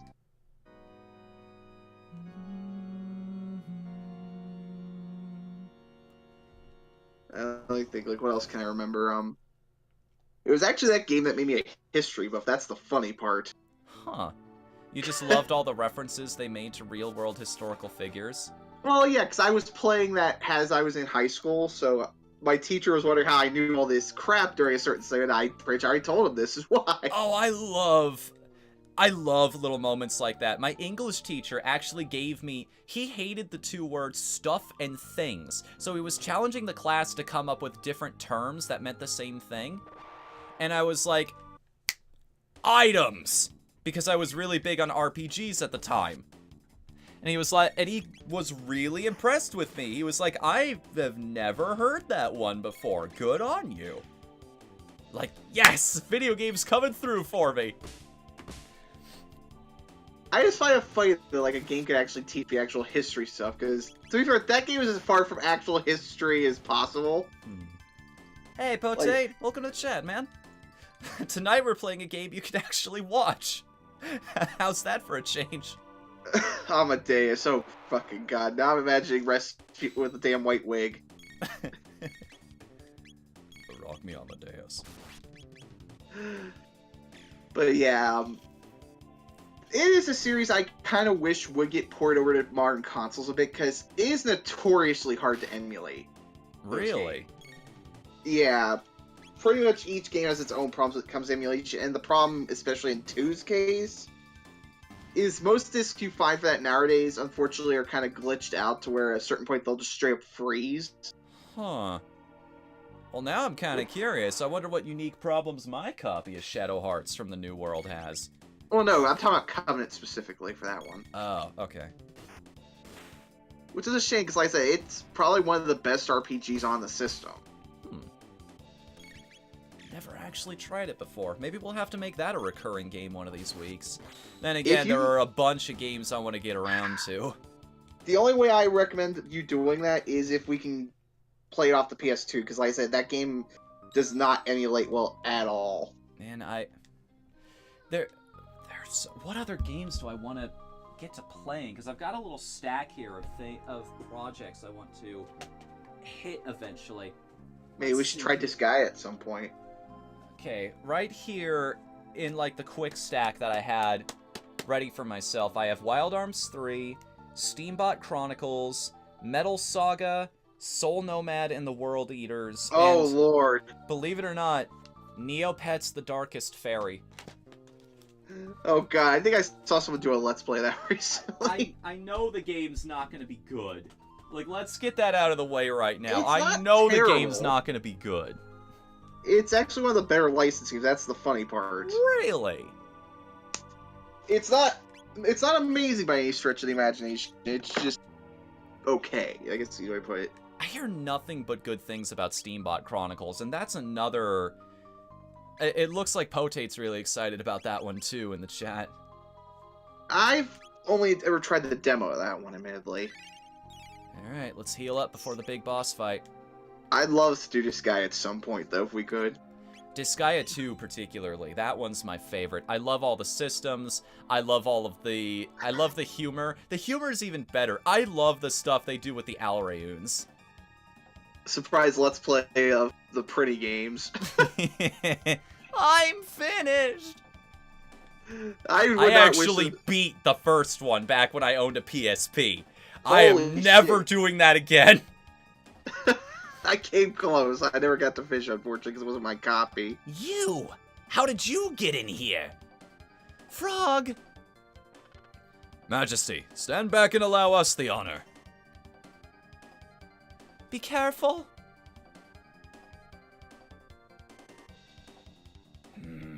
The damn desk, it's too tall. Why are you in my way? It's useless to fight.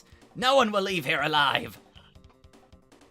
Ryza, it's pretty much that game is notorious for making you want to snap your PSP in twain.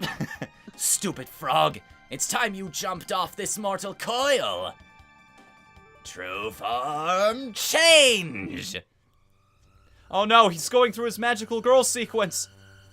This is why I freaking love Quick, attack him while he's in mid-form. Or just stand there, guys, and let him finish. Sure, that's okay.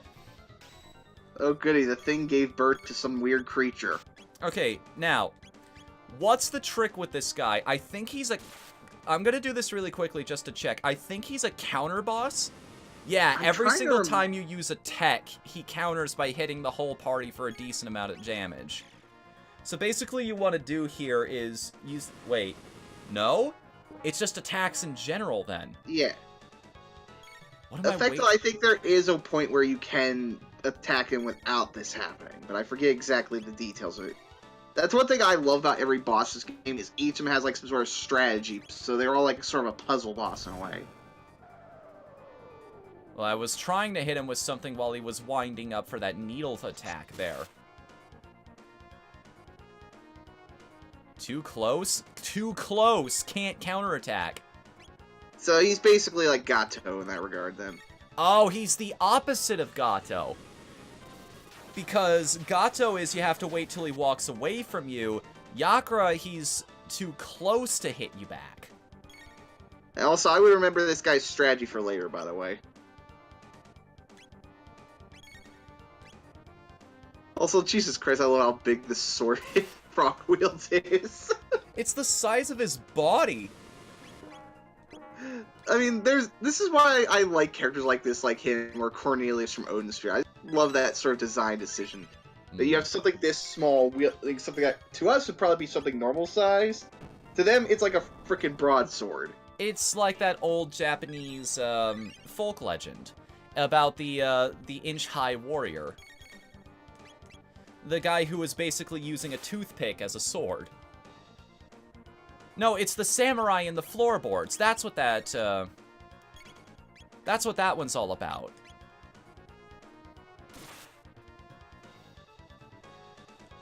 Yeah, Matt brings up a good point in the chat. Like, it makes sense that Frog can actually wield that. He's got that Quagmire thing going on where he's just got one massive bicep. That was only a one-off gag, though. Yeah, I love the reason for that one-off gag. I think why everybody remembers that joke is it's just so subtle, is the thing. Well, there's the fact subtle's also not the right that... word, it's just they don't linger on it. It's just there.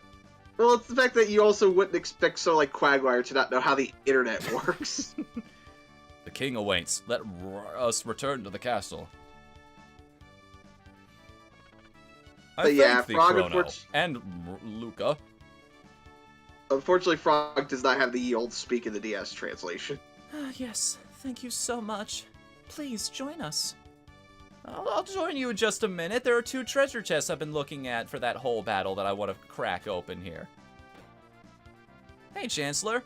The real Chancellor? That's just his name now, is Real Chancellor. Phew, thank you. That monster stuffed me in there. How the hell did he stuff you in there? Oh, Your Highness, as you can see, I am undamaged. Wait for me. No more side areas. Aw, but it looks so conspicuous, these holes in the wall. I don't blame you, because Square was kind of notorious for that in a few of their JRPGs of sticking like hidden areas off where you'd have to walk outside the boundaries like that. Let's return to the castle. I think there are a few in this game, but I don't remember where they are. You had me worried, Lean. I had no good, Yakra. Impersonating me and kidnapping the queen. We must create a criminal justice system in this kingdom to do away with such fiends. Hello, foreshadowing. I wasn't gonna say anything.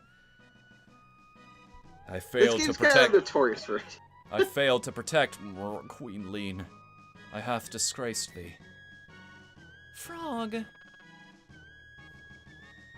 Your Majesty. And there he goes. Okay, just the same dialogue. You know what's even funnier now that I think about it? Who knows what would have happened had you not saved me? By the way, where is the girl who was mistaken for me? Oh yeah! I forgot all about Princess Nadia! Chrono, Whoops. where did Princess Nadia disappear? She may still be there! BRB, ma'am. 'Twas a fault of mine which endangered the Queen. I shall depart, for good. Chrono, you hath potential to be a good swordsman. Admittedly, I did feel sort of bad in this scenario at first, because, like... The thing that gets me is this moment right here. Froggy, you weren't such a bad guy either. Like, even the person who hated frogs is just like, man, Frog's a cool dude. Well, he's, like I said, there's a reason he's out of all the partners in this game, he's probably my favorite besides Luca.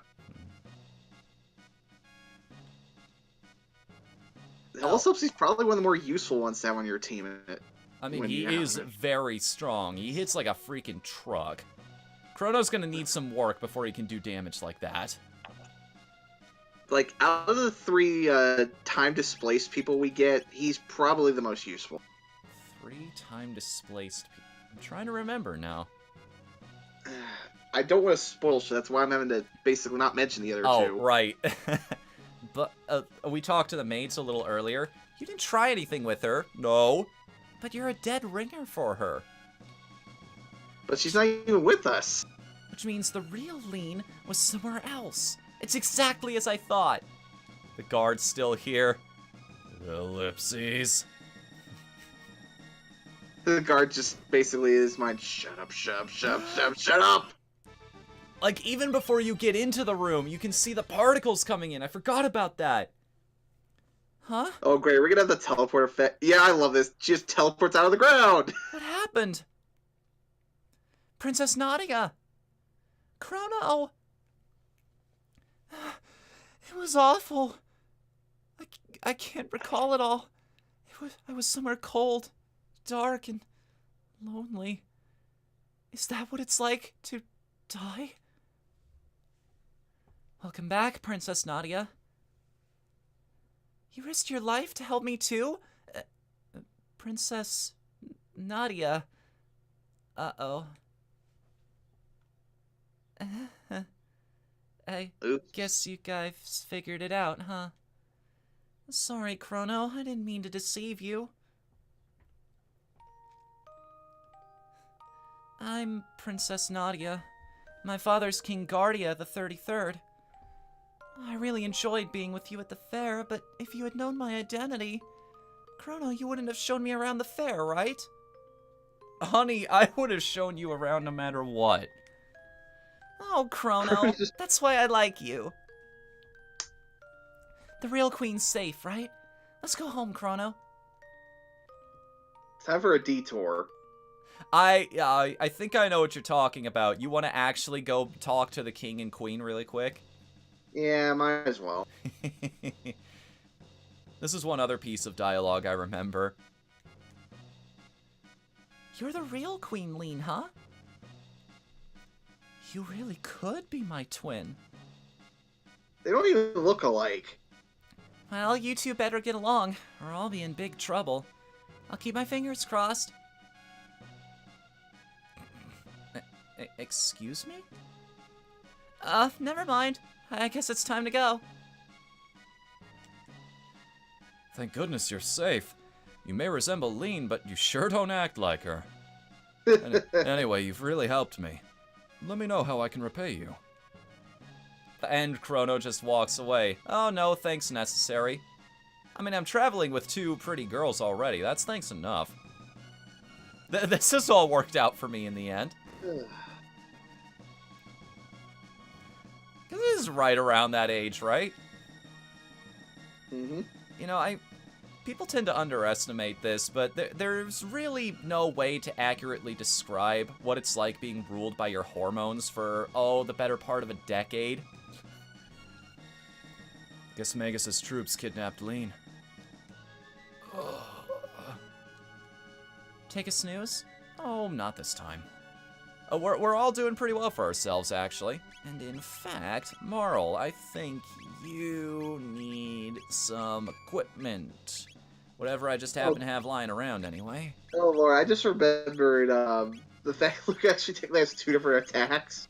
What's that? She has 2 different normal attacks, actually. Oh, right, depending on how close or far away you are from the enemy. Yeah. Luca has the same thing going on. She either shoots with a gun or she whacks somebody with that little work hammer she's got. Well, I said it's attention to detail like that. It just makes me smile. Yeah.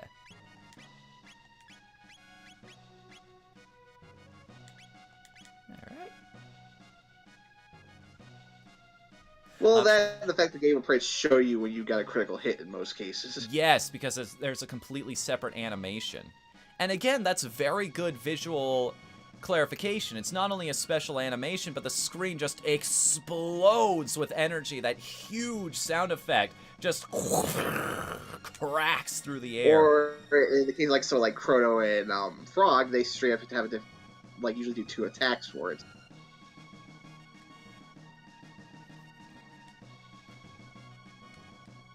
Which means you love seeing those animations early on. And for some reason, Luca in my playthrough is getting a lot of them.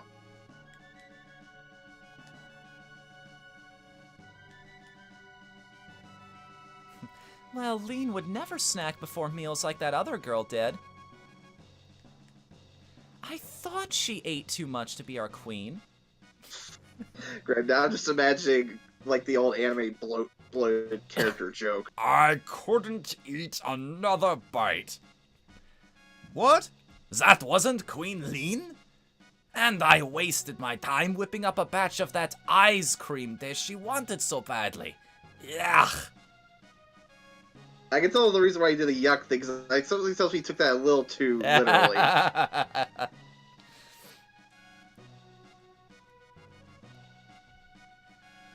But yeah, he will outright mention that if you talk to him before Marl disappears. You know what's the best thing about rescuing this person? She's in our team now, which means we have one more person to perform actions in battle. Though, admittedly, she won't become useful till a little bit later. Well, it's one extra body on the field. Well, I mainly bring it up because the fact being, most of her techniques rely on something we get later. Well, still. Like, it's one more person to, like, spread the damage around, it's one more person to do actions, to use items, other things like that. So there's a gameplay reason why you would be invested in rescuing Marl. That is the thing. Yeah, she is the first healer, but the thing is, she doesn't get her healing. Not the first healer, because Frog can do that too. Oh yeah, I forgot Frog slurp is a healing move. It's like I said, he's the paladin of the group, kinda, sorta, so, not really. Mainly using his healing moves kinda gross. That's the thing. Like, what categories would you actually put these characters in, now that I think about it? Because they don't really fall in the archetypes. Like, I guess Chrono is a standard warrior guy, because most of his stuff is physical-centered. I consider Chrono more of a mage knight by the end of the game. Yeah, by the end of the game. And then there's Marl, who you think you would call her a spellcaster, because she's the first character to learn an elemental attack. Marl's our healer here. I would take it, because she doesn't do a lot of damage, but she does fill up your health bar back again when you need it. And in Luca's case, she's pretty much this game's best mage, so... Yeah, that's what I said.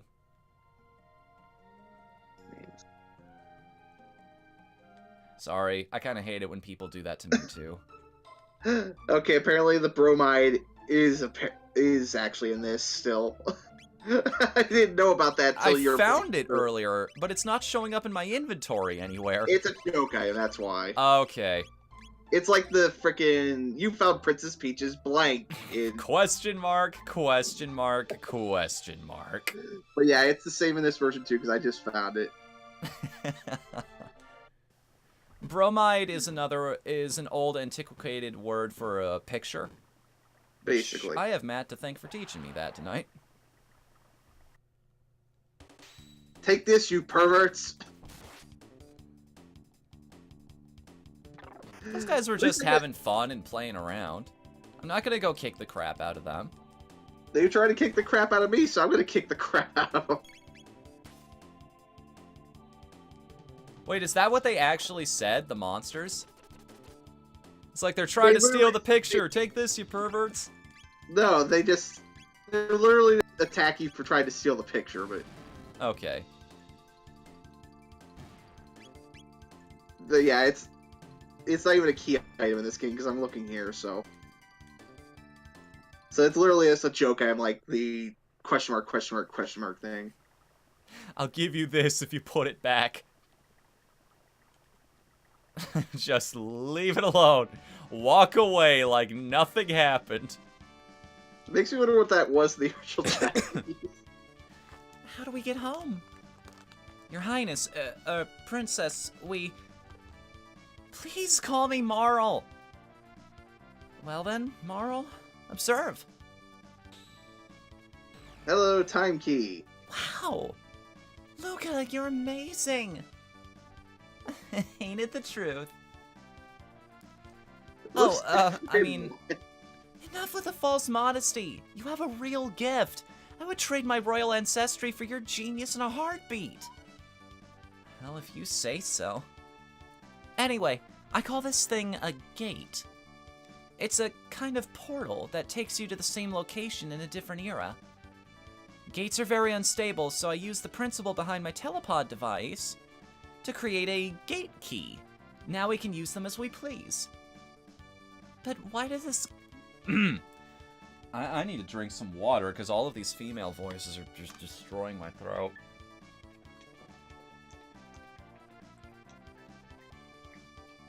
And goodness knows Chrono isn't going to contribute to this conversation anytime soon.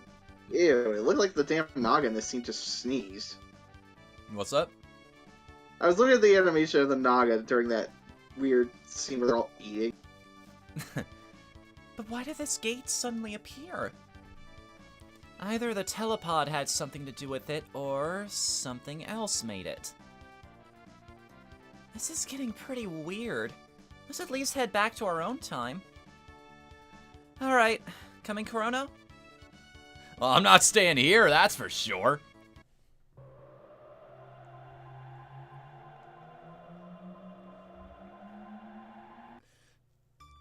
No, I'm just gonna buy a timeshare in this place. You know, save up some money, put it in a bank account. It'll be worth a fortune by the time we get back to our own era. Of course I'm coming with you! Yeah, we're back! Chrono, Luca, why don't you come home with me to the castle? I'd love you to come over for dinner. Sorry for putting you through all that, Marl. Are you joking? That's the most fun I've had in months! And I have some new friends, too. Chrono, be a gentleman and take her home. I've got some work to do. See you soon, Luca! Will you escort me home, Chrono? Like you even have to ask. Now, the gate's still there, but Luca walked away with the key, so I don't think we can use... No, we can! She gave that to us! In case we wanted to go back. It's like, oh, here's the power of time travel. I'm just gonna give you this.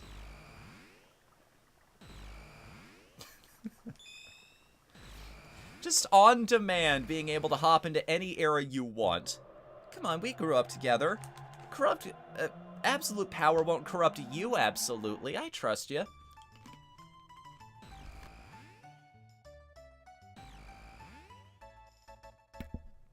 Well, I don't know, Ryza. I believe that if you've shown good karma to people, it'll come back around to you eventually. I guess we'll find out if I'm right here soon. It's a soda guzzling contest. Press the A button as fast as you can. This might be one of the other faster ways to build up silver points. I don't remember getting silver points from this. Yeah, like, if you don't mind absolutely destroying your arm in the process. Yeah, we got our kitty. Or else just like, oh, I forgot we did that. And now, wait a second. Oh, I can go back to Melchior now. Are you still selling the sword, dude? Yeah! Yeah! Give me that load sword! Hello, Silver Saber. Bop-a-da-bop-bop.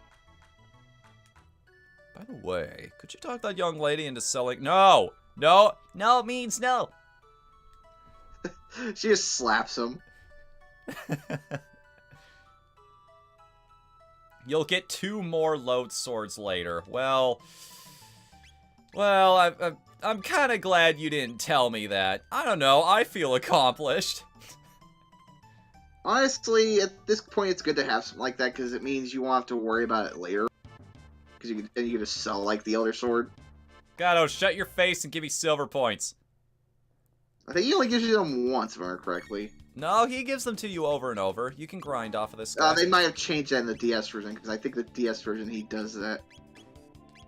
Yeah, the Steam version, it's not the load sword, they changed the name of it in that version. Okay. I'm not, like I said, I only know this stuff because I'm actually playing the version, so. Just 2 strikes and we take him down. This is way easier. Chrono's a freaking badass at this point in the story. All of that freaking attack power. How many silver points I got now? Oh, they straight up got rid of the weapon in that version. Oh, that's kind of mean. Interesting. Not even an equal weapon. He doesn't sell anything for 4,000. I think that's their way of trying to make the game harder. Because... didn't mean to do that. I forgot that he offered that service. I just wanted to check how many I had. Not that that matters, really. Well, I mean, I want to get the clone and the other cat eventually. And now's the best time because I can just get points as fast as possible. I don't even have to worry about the counterattacks because they're doing so little damage to me. Well, the clone, like I said, don't worry about that till way later, honestly. You can bridge to it at any point in the game. And you're going to have to eventually anyway.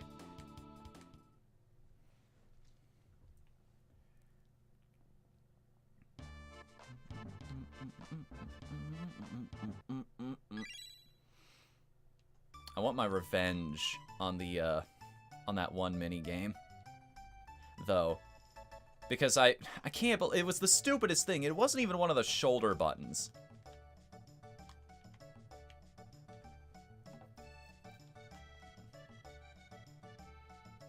Yeah, I know it's in the DS version because I mentioned it earlier. I've been actually playing alongside here, so. All right, I hate to do this, but I want these items. And if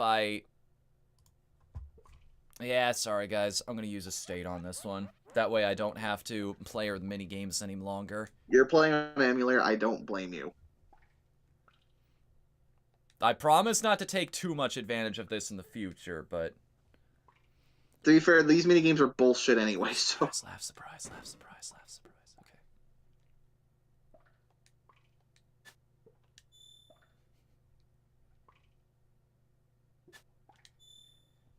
It's almost impossible to play this without sound, because you need to keep track of, like, the sound effect of when he does a new action sometimes, if he just keeps laughing or if he does surprise again. Then again, there is that little bit, like, there's a...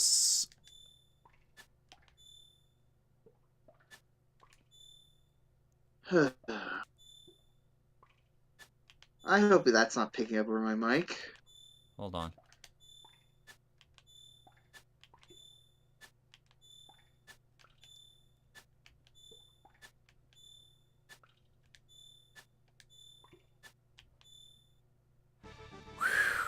Okay. I can breathe again. Alright. Whew. You've definitely made that easier for later, because now you don't have to do this later. Okay. Because, yeah, that clone, you're actually going to need it. What are the well... I'm not going to spoil it. Yeah, like, let's stop talking about future things in general here. Because I don't know a lot of it. I didn't even know you needed the clone for anything. So, like, let's stop alluding to future events. Let's stop talking about them like we all know what's going to happen already. Because I don't in a lot of cases. Well, the only reason I was even bringing it up is because the fact being, you just made things easier for yourself later is all I was going to mention. And either you don't even technically need the clone, it's just if you want to do something later.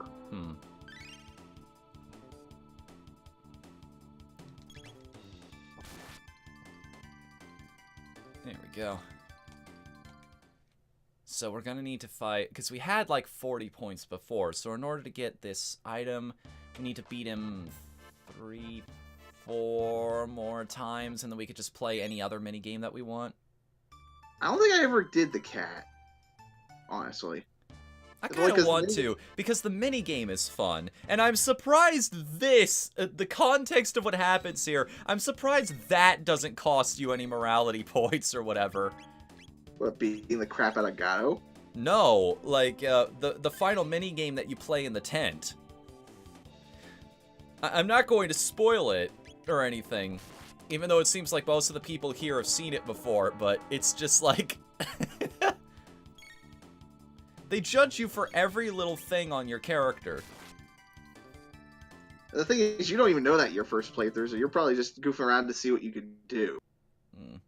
Like I said before, I'm the kind of guy that thinks about that sort of thing. It's like, yeah, I want to bring the girl her cat. Like, oh, I didn't get anything for it. Alright, well, I still feel good because I did a good thing. I don't want to eat the dude's lunch, so I reset my save file. It's like, a lot of people think about this kind of... Well, the lunch thing happened to me by accident because I didn't talk to the guy first, so I thought it was just some random item. It was after I talked to like, oh shit, I'm an idiot. The thing about it is, I get this question a lot. It's like, you're playing a video game. There are no negative ramifications for doing things like stealing from people or like killing NPCs that you don't like. Why are you still a goody two-shoes regardless? My answer to which being, because being able to help people without worrying about the real-world ramifications of it is my power fantasy. Oh boy.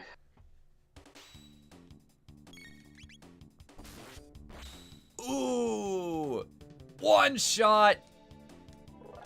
Chrono, why are you so awesome, dude?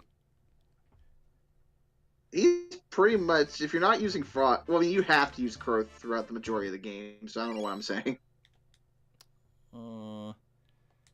That is that is a problem I have with some games where they, like, force you to use a certain partner the entire game. Why is that? Oh, force you. I get it. Okay. Like, perfect example I can think of is Persona, where you're always forced to have your leader in there, and if your leader dies, well, game over. Yeah, despite the fact that everybody else can be revived by shoving some healing items down their gullet, so why not you? Why are you so special? Like, that always... Oh, damn it, I broke a nail. I give up. The world can go screw itself. I don't think there's anyone that's that vain in the series. That's the only explanation I can come up with. So our character's like, I just quit. I don't care anymore.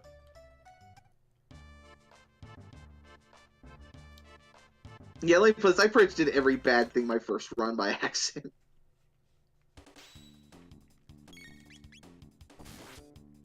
Yeah, my first one was kind of a mess. Let's put it that way.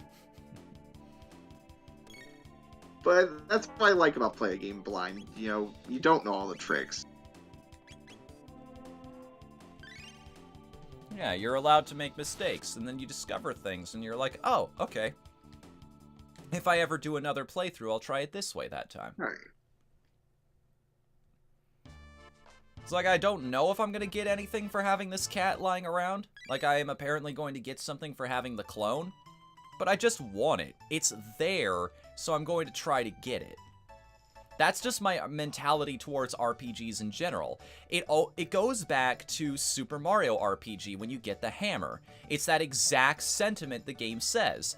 You don't know. It might come in handy.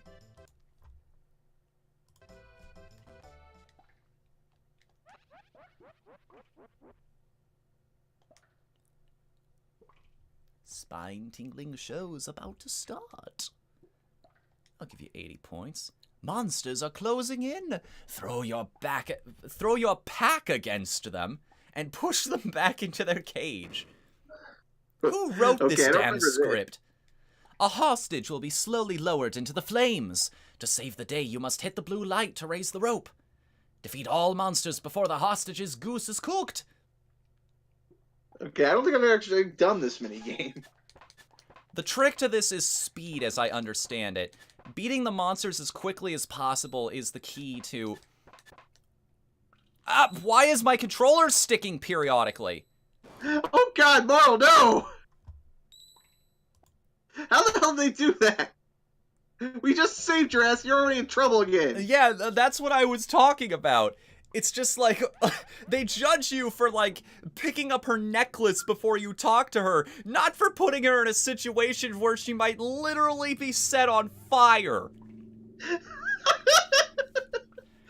I never saw that before! Okay, that was great.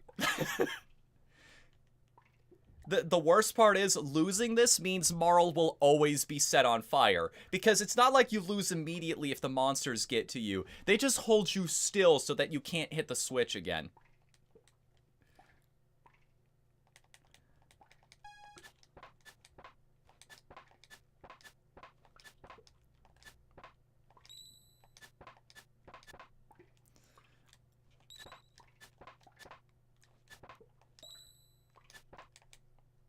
For fuck's sake.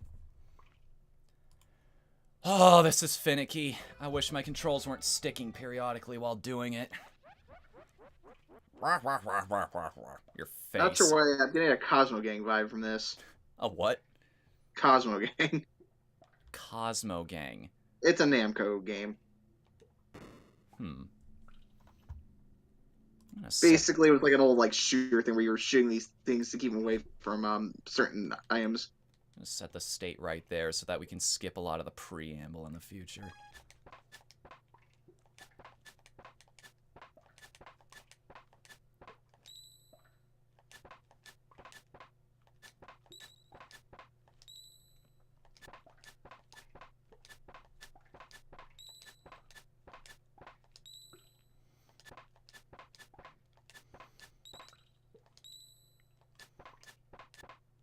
Ah!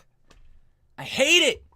I hate it because sometimes it just doesn't work. He won't move for some reason. Ah, that gets under my skin when things just don't work the way they're supposed to. Drives me freaking nuts. Okay, there we go. One of them's down, so we've actually made this way easier for ourselves. All we have to do now is, keep raising Marl up and just mash the button in that one spot, and we're good. As soon as you get rid of one monster, you're fine. Well done. Take this cat. Where did he get this cat? It's actually... Who knows? It's like we don't have an animal shelter, we just give them out as prizes for the fair. I also love how the freaking victory music of this game was basically labeled as Lucas theme. Hello, Chrono. You can get multiple cats? Oh, you mean if I play that game again and again, we just keep getting more cats in the house? Okay, I never do that! Oh, I'm not fighting Gato that many times. I'm sorry, guys. Your mother at some point just becomes, Chrono, where'd all these cats come from? Don't worry about it. You can just stop paying the allowance if you need to feed them. Chrono, the cats are multiplying! Hold on a second.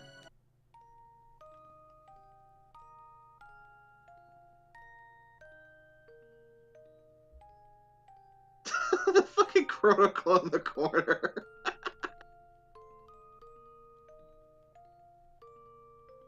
So you're doing stuff admittedly I don't do usually, but...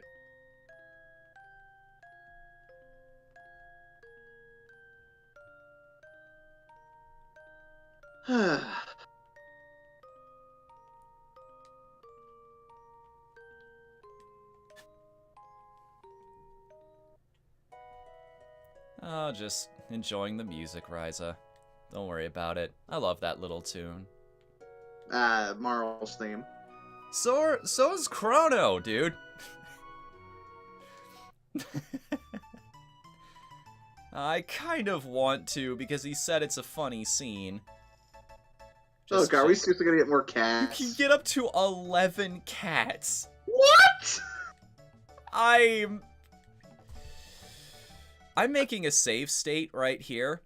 You're not seriously gonna grab 11 cats, are you? Not on stream. Not on stream. I will do that off camera. There's no way I'm doing that here. Like, grinding up for all those silver points. But I will come back to this point in the game, like, off camera. And I'll start messing around with that. Hold on. Oh, that line's different in the English version. In this translated, huh. By the end of the game, like, Marl's mother's just buried in cats, like, no! I love this song. I love how distraught the party looks if you're just standing around for long enough. Like, Marl just sits there looking very dejected, and Crow's like, hey, you still there, buddy? Come back!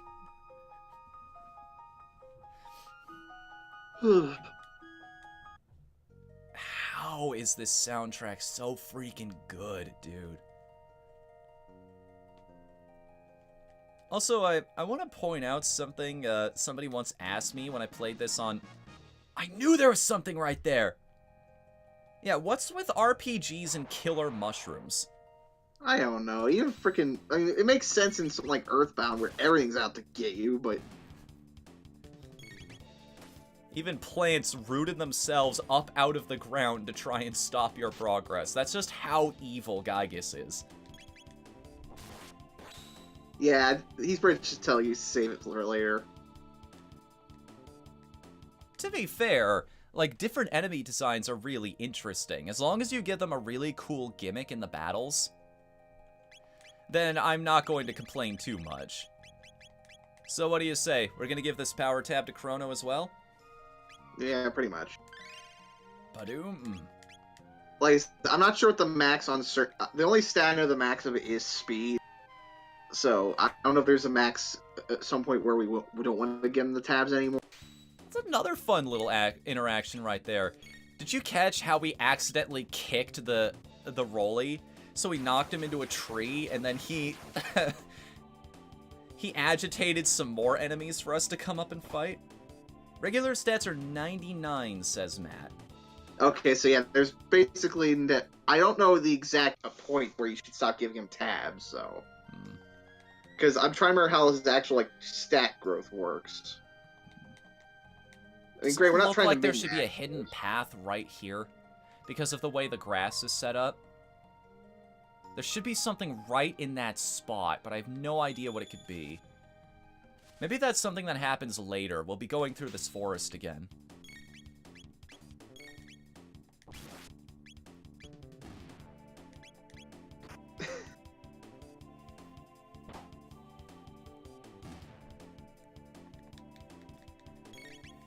I hear that most playthroughs, like, you can max out everything, but most playthroughs end with a party of people, usually in the high 40s, as I understand it. And that's enough to beat the game. Basically anti-grind. Yeah. And that's what I love about it. Like, you can just play the game at your own pace.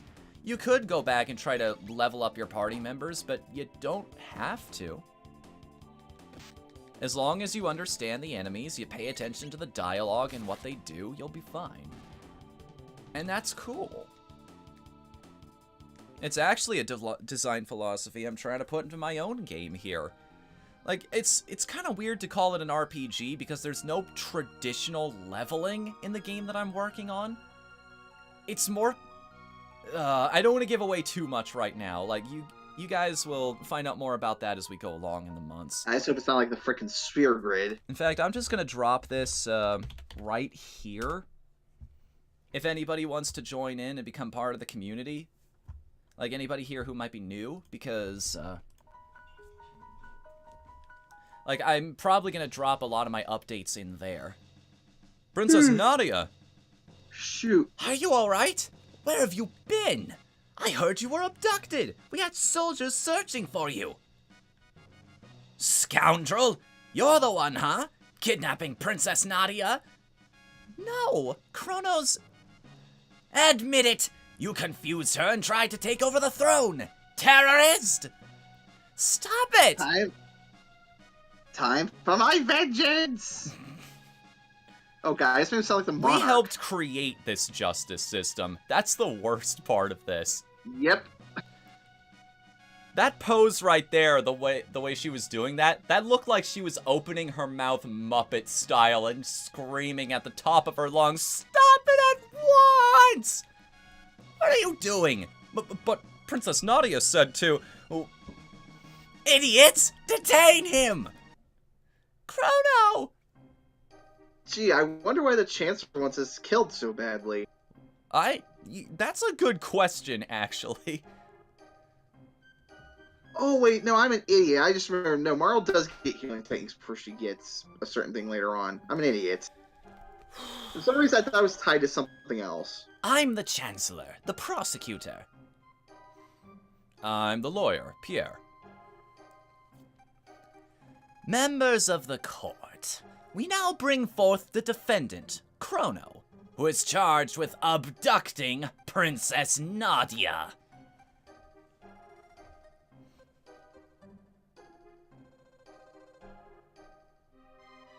What shall we do with him?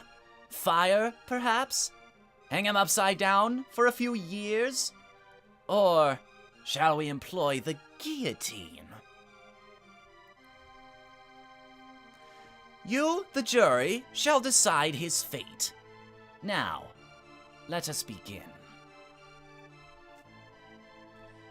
Chrono, you are hereby ordered to tell the truth. Chrono is charged with premeditated abduction of royalty. The question is, did he kidnap Princess Nadia? The answer? No, he did not. In fact, no abduction took place. The two met completely by accident. In fact, the princess asked Chrono if she could join him. Is this true? Who actually started this whole mess? Marl did. Are you sure? We have witnesses who will say you were the one that bumped into the princess. Yeah, this is the one that no matter what, you can't get a good option on. Because you have to actively, instinctively run into her. The princess then innocently followed you to Luca's little sideshow, whereupon you both disappeared. If that wasn't criminal abduction, I don't know what is. And I have facts that throw the defendant's character into question.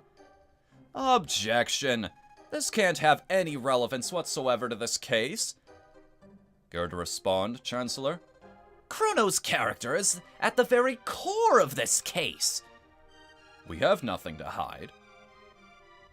We have a witness, a little girl who will vouch for the character of the defendant. Come on up here, sweetheart, don't worry. This nice man, he brought me my kitty.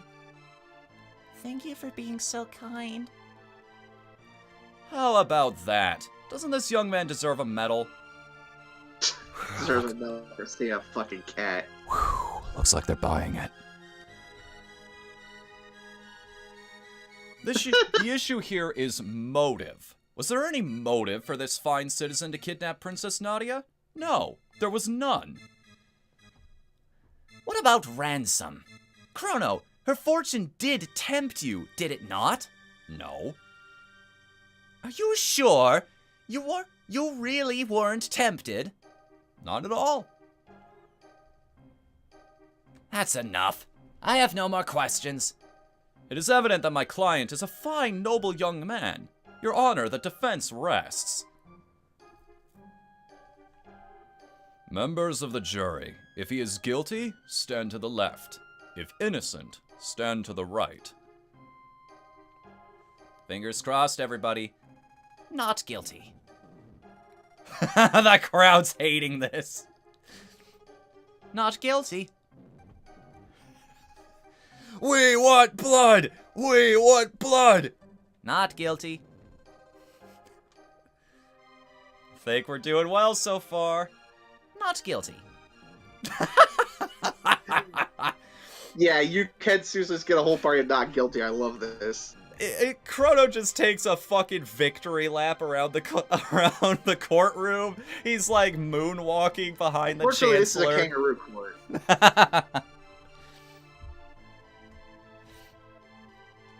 That's the unfortunate problem here, though. We're dealing with a kangaroo court system for now. Oh, don't worry. We're gonna get out of jail regardless. Order in the court. A verdict has been reached. The verdict is not guilty. But the fact remains that even if he did not kidnap her, he ran off with her. 3 days solitary confinement is punishment. Take him away! Rise has not heard that term before. Did that actually start in Australia, the kangaroo court? Just a darn minute! Princess!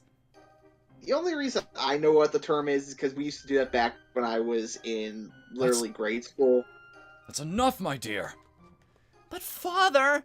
All I asked was for you to behave like a princess. Even royalty must obey rules. Leave the rest up to the Chancellor and forget about the events in town. We're leaving. Yeah, her father's kind of a dick. Chrono!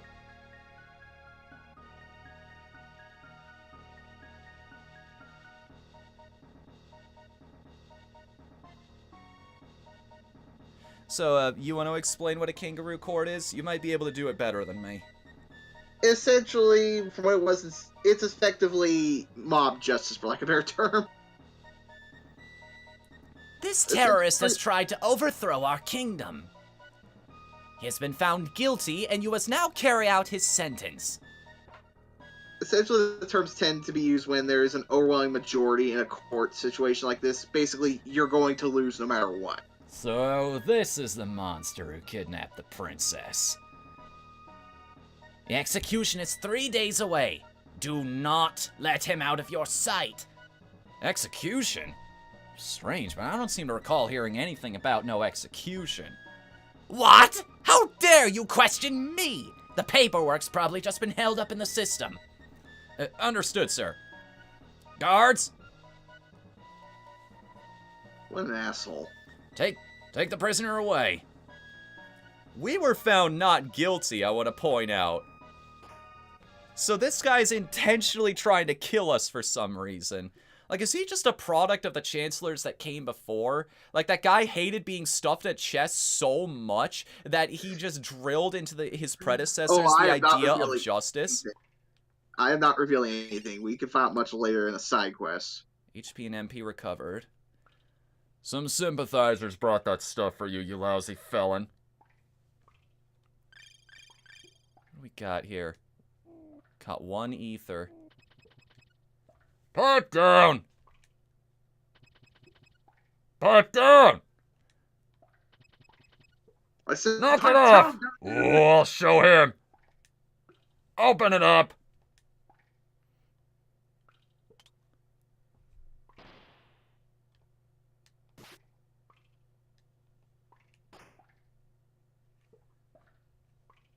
That's what you get for misbehaving. Ka-chink! Where do you think you're going? If you wait your 3 days, you get a cool alternate scene? I know nothing about that. I don't know if he's telling the truth. There's no way you can actually wait like 3 full days, like, to my knowledge. 3 full in-game days. Is this a Far Cry situation? Where if you had just waited around, you could save yourself a whole lot of trouble? I'm looking this up ahead of time to make sure that he's not screwing with us. If only because, like I said, I'm still learning things about this game, too, so... Rise is saying they bring you to the guillotine and Luca comes to save you. This I've got to see. Huh. So I think by doing that, you unfortunately miss out on a few items, so... All of the stuff that you could find in this place. Right. But I want to make sure of this, like, to see if that's actually true, because I've never seen that. It probably is. Like, Matt has said he knows absolutely everything about this game, and I kind of believe him, so... Luke is the only difference, okay.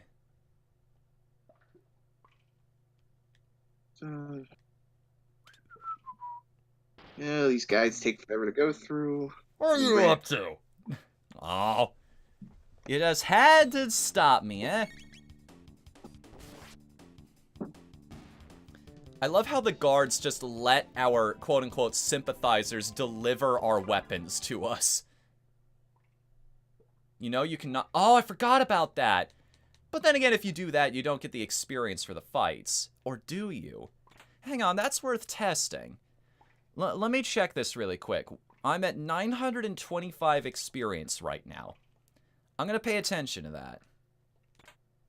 You get mid-tonics. Ooh. That might be even better. Because we're getting really good consumables. So you're the escaped con. Oh, that guy looks fun. The Omni Crony. Not just any minion, he's a super minion. Okay, I found what the difference is here. Okay. Essentially what it is it's basically, do you want Luca throughout the entire dungeon, or do you want her basically before the final battle of it? I see. Okay. I might actually do that this run, because I've never tried that. I had no idea. I don't pay me enough for this! Had I any sense of creativity, I could have given that guy a really high-pitched voice just for the funniness of it. So you're the escaped con.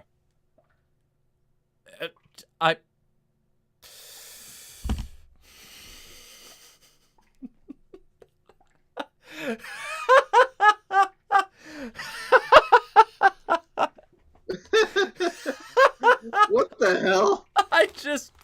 I walked right through them. We've got these shields. It's an impregnable defense. He'll never be able to get past us. Boink. And they just turn around like, what the hell? Well, I'm not gonna stop him, are you?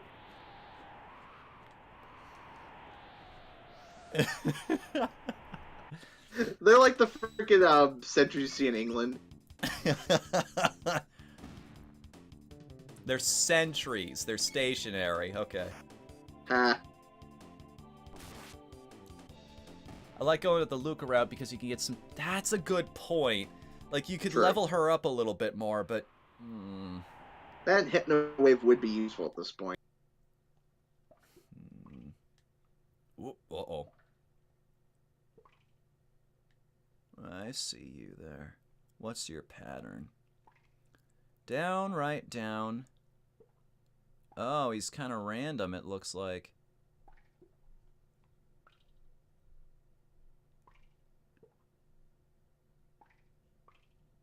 I mean, I should be safe if I try to go after the guy right after he stops looking left, yeah? As soon as I bloody say it.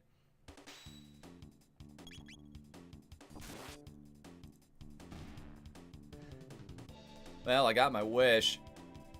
10 experience out of the, like, 300 that I need to level up. That's useful, right? What? How did you see me? Eyes in the back of your freaking head, much.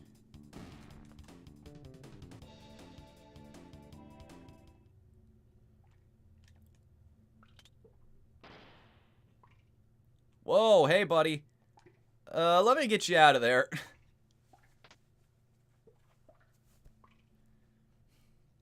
I know this place is corrupt as hell anyway, so I don't trust the fact... I don't trust that these guys did anything wrong. Well, that's the thing. It's actually not corrupt as hell. You're a lifesaver. I'm Fritz. My dad runs a store in Truce Village. Stop by if you're in the area.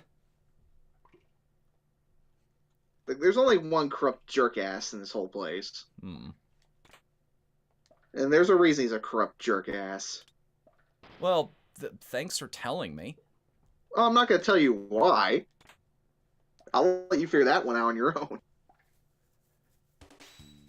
It's like that... Sorry. You know, Matt brought up a good point. Like, what if this is like that episode of Metalocalypse?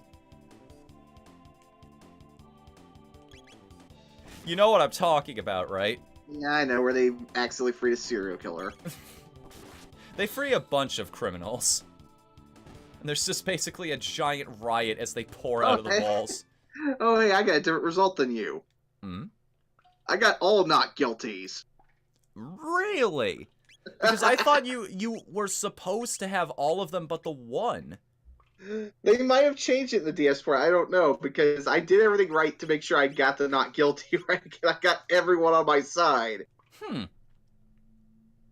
Oh, I know what I did right there. Because I told the truth in the situation with Mar running into you. Oh. You lied. So that's why the one guy went guilty on you. They did tell you to tell the truth, Purdue. Okay, alright. I see what's going on there. Now I understand. I thought something was up. It's like I thought you always had to get one by default.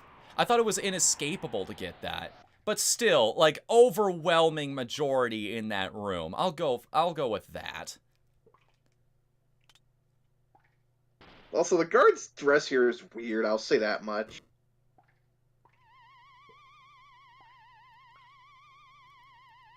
I've been locked in this prison cell for generations. Woe betide any who walk into my cell. Hello, Mr. Skeleton. Oh, well, so much for that. Thanks for helping me work through those anger problems, friend. Let's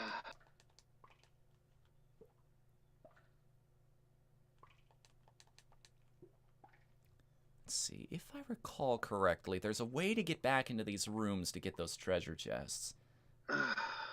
Yeah, because I know you can get those. I have a feeling you have to, because there's a hole in the wall of one of them.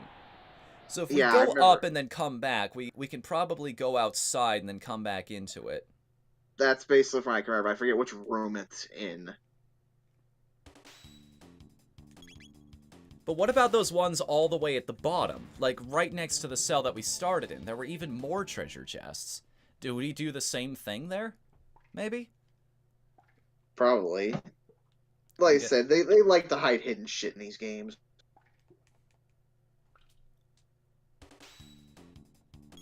Also, god dang it, the knights in this game are top-heavy looking. They remind me a lot of Steiner, if I'm being real, from Final Fantasy IX. Yeah, but at least he looked like he could wear his armor. That's the thing. Steiner was freaking strong. Like, he was one of the most physically powerful party members that you could get in that entire game.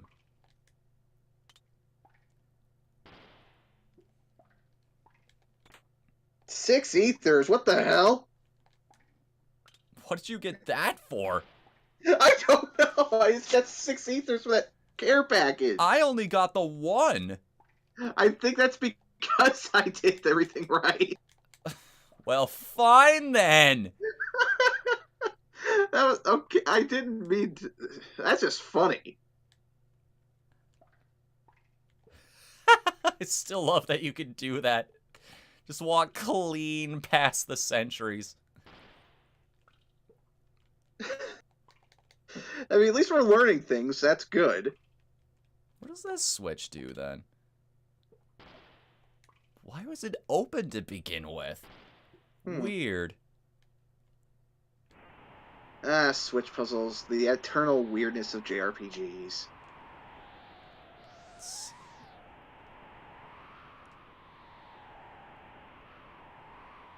Go the Luca route, you can use Fire Whirl on those sentries for some big damage. Interesting. Ooh. Well, good to know. Didn't know that. Thanks for telling me. Oh, I see it. There's a hole in the ground here. Got it. So now I have a shelter. Wow! 3 days passes quick in this, by the way, for you. Hey, guess what I just got? What? A load sword. So you basically bought something you didn't need. Oh, well, at least I had it for a little bit that I wasn't supposed to. I mean, it means you have an extra sell now. That's always good. So you can always get some money yeah, back. I have an extra, and I can sell it for cash. I mean, if it's worth 4,000 gold, it's gotta be worth something, right?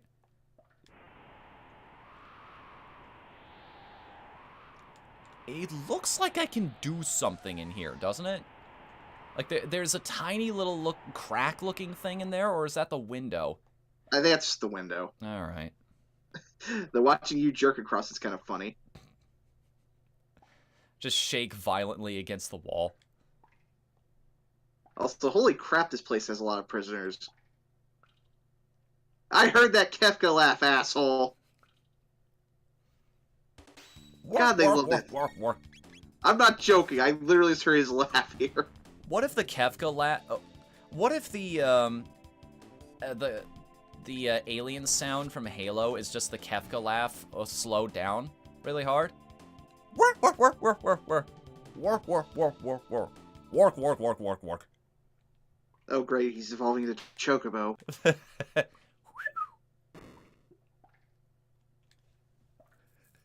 Help! It just ran.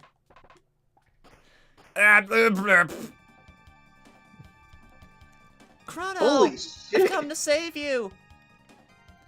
Gee, Now it looks like you didn't need my help after all. Let's blow this joint. I have to admit, I'm kind of wishing we had done things the other way looking at this now on my end. Top secret document that is left behind the floor. Oh, you mean in this case, I'm playing the same game in this case, Ryza. I'm playing the DS port. To the prison supervisor. Dragon Tank Owner's Manual. The tank head repairs body damage. It contains a shield that prevents damage by lightning and fire. Unless the head can be defeated, the tank is unbeatable! Gadia R&D. And I will steal this random bronze armor? I'm just gonna steal all of this guy's medicine. I mean, he doesn't need it now, he's asleep. But yeah, she apparently had like a disposable sleep gun that she just pulls out for this one. Oh, interesting. You know, it's another thing I just happened to invent. You know, I had 3 days to work with. What was that? Oh, probably that boss that was talked about in the design document that we conveniently just found. Forward, Dragon Tank! Crush those rebels! Oh god, I just remember this for the finish alone. Oh, everybody remembers the finish in this. It's the freaking best, man. Well, actually, I remember this for another reason, too. That's a bit... Yeah, that's what I was going to mention there, Anti-Man. The Sonker 30, I love that name. Luca is pretty cool. Like, she's delivering consistently here. There's a reason she pretty much stayed on my team my whole first playthrough. Then she has some... I think as I remember it, she has some interesting dynamics with other characters later on in the story. Like she also really interesting dialogue, maybe? Moments that actually made me feel a little bad for something I did in the game.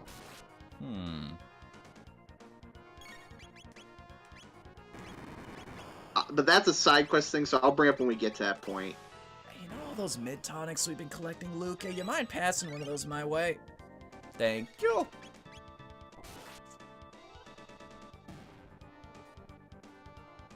If I recall, I think it was actually Ted Woolsey's work on... It was either this or something else that allowed him to basically become their translator for years. See, I think the only reason I don't bench them is because their magic is... Oh, fuck, I just spoiled shit. The thing I really like about them is their techs.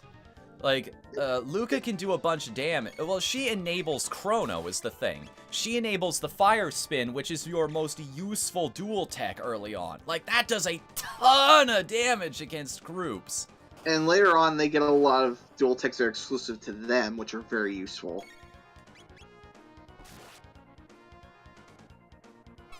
As I understand it, there are also triple techs you unlock down the line? Yes. Which are really broken, but usually eat up SP like crazy. Well, as they should. Like, they're pretty much the big super moves of the game. I don't feel so bad about spending a lot of resources on them if the payoff is worth it. Yeah, admittedly, not all of them are good. There are a few that straight up just don't work very well. Begone, beast! I love this. Hiya! They got the dragon tank! Fix it, quickly! That face! Oh, hang on a second. I think I found a quarter. Oh, Oops. Nice. Luca, look at this.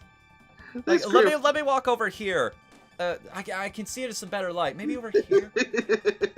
Yeah, look at that. That's wonderful. All right, we can pillage this castle for items. I mean, to borrow all of these items now, too. It'd be funny as hell if we could literally just stand on them until they fall. I mean, we'd fall, too, at that point. It'd just be a funny little game over, though. We have no choice but to break through. They're escaping! Princess Nadia! Help me! I'll remove your penalty! This is my friend. Show him your respect. But... Can't you take orders? Of course. Hold it right there! No, hold it. Oh, it was the Chancellor. Sorry. Oh my god, he wasn't king at the Fireworld thing. Do as King Guardia 33rd says. Father. Silence, Princess Nadia. The throne comes before your personal wishes.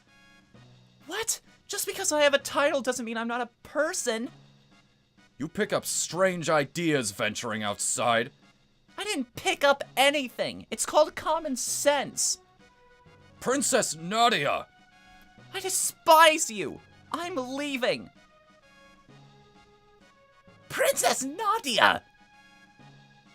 Come on, Chrono. See ya, suckers! Don't just stand there after them! If you don't run here, it's hilarious. The guards just bump into you and don't move. Slowest chase in the world. What? Princess Nadia. There they are! Don't lose them!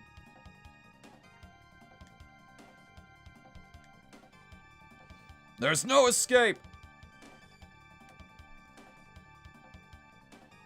So they just bump into you? What? What do you want, huh? You want something? Huh? Huh? Huh? You gonna put up a fight? You gonna raise your sword against me? That's what I thought. It's like the end of Star Fox Adventures. Like, you're supposed to attack the final boss right away, and it goes immediately into a cutscene. But if you don't, he just kind of, like, just this around you forever. A gate! Come on. But we don't know where it'll take us. You love our immediate solution is reckless time travel. Who cares? This place stinks anyway. Princess Nadia! That's just the resolution, I think, in that scenario. This is completely irrational.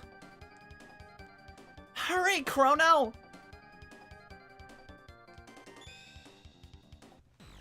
I imagine Chrono's just going like as he goes through the portal. He's just like Homer. He's just like Homer Simpson in The Simpsons, where he just giving them the double middle finger. Whoa! But you might want to watch that. I'm gonna take a print screen here because I kind of want an emote that's the Chancellor's face right now. I'm with you. It's hilarious. Oh, you can't walk through these guys in the DS version. Oh, that was awesome.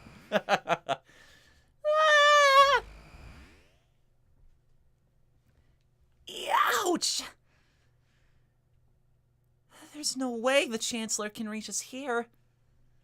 But, where are we? Civilization here seems so advanced. Like we're in another world. And there's that symbol again. Also sealed by some kind of power. The plot thickens.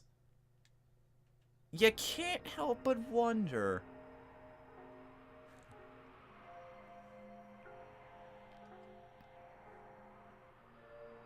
I wonder what Luca's map idol is. She just starts reading books. It's like, well, if there's nothing better to do with my time. Right, so RPG logic dictates I go into the place that... Ooh, I never noticed that before, the lightning. RPG logic dictates I go in the direction that has no possible forward path before I go in the other one. So I wonder if there's anything in the Trandome here. This music. That... I'm trying to remember now. I know I've heard a sound effect like that before. That dong, dong, ga-dong, ga-dong. That sound effect. There's some other song in a game that uses it. I think it's a horror game. It sounds so familiar, but from where? What is it for? What is it from? It'll come to me later when I'm off camera, and then I'll be like, Trandom can also soft lock if you're unlucky. What's that? I'm reading what he's saying here. Got any cash?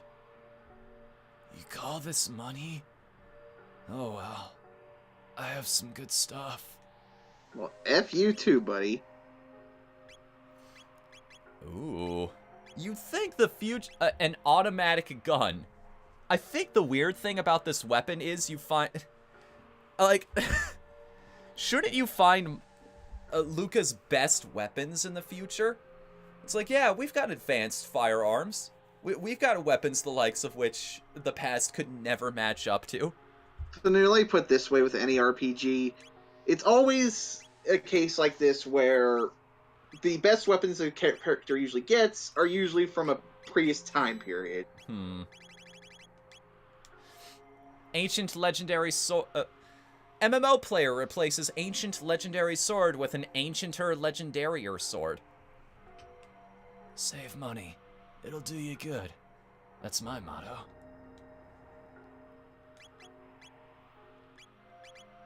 Thank you. I'll take that and some of these.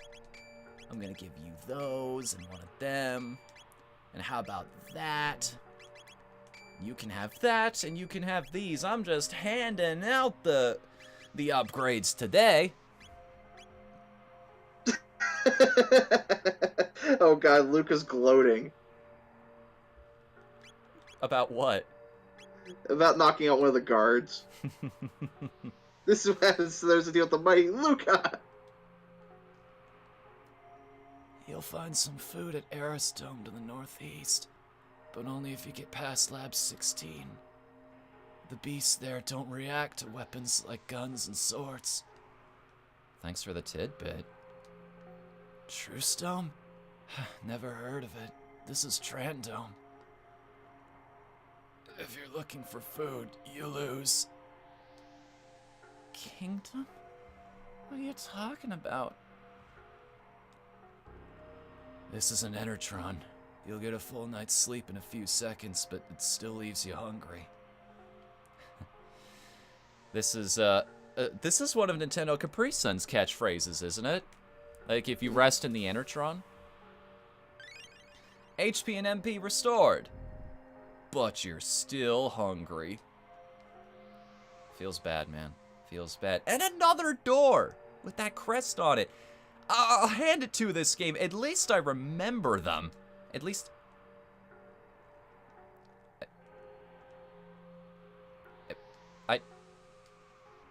You're stuck, aren't you? Yeah, this old stick. Yeah, this is admittedly one of the few problems this game does have. Well then. Well then. No, you did warn me, Anti-Matt. That's what I'm so mad about. It's like the chat curse. Last time somebody said a softlock was possible in a game, I also hit it, despite it being an incredibly low chance. That's the worst part, is you didn't save, so we got a lot we gotta redo. Oh no. How far back are we going right now? I don't remember the last time you saved. This is not good. I mean, okay, wait, you have save states. I'm right before the dragon tank. I'm right before the dragon tank. So it's not too far back. I don't even remember. No, I do remember what my last save state was. I set that back at the fair so that I could get all the stuff with the cats done. I could get all 11 of them. Further back if we used to save state. Good thing we didn't. I was worried there for a second we were going to have to deal far worse. And when I go through that playthrough, I'll also set it up so that I can show off the other resolution. Like, if you just wait for your execution, I'll show what that scene looks like. Might as well.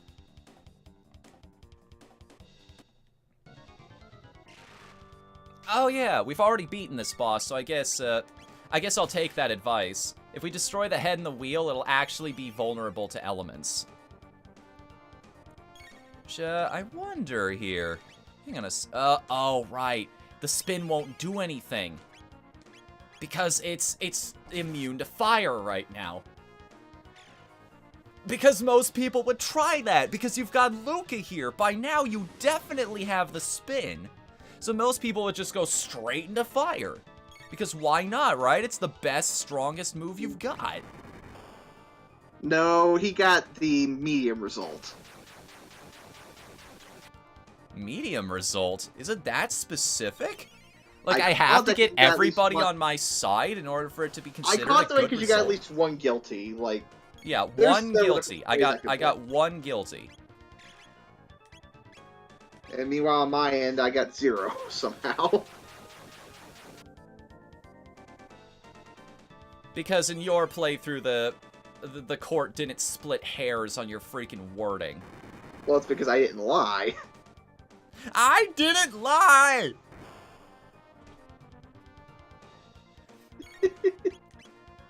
I'm innocent. It's not my fault.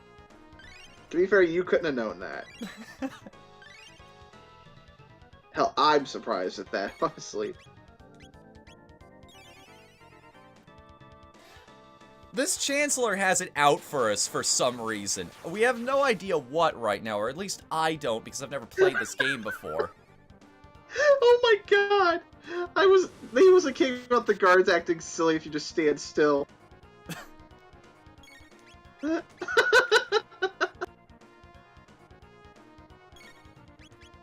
Yeah, basically, the Chancellor's a dick. Okay, I wonder if you do this wrong. For some reason, this battle's going slower using Cyclone, even though it looks like I'm doing way more damage to the head. I'm doing, like, double the damage I would with normal attacks. Why is this thing taking so long to kill? Thank you. Yeah, there is Evil Chancellor there, but I'm not gonna say why.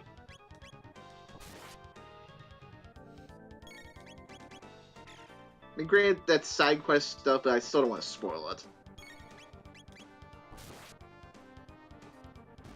There we go.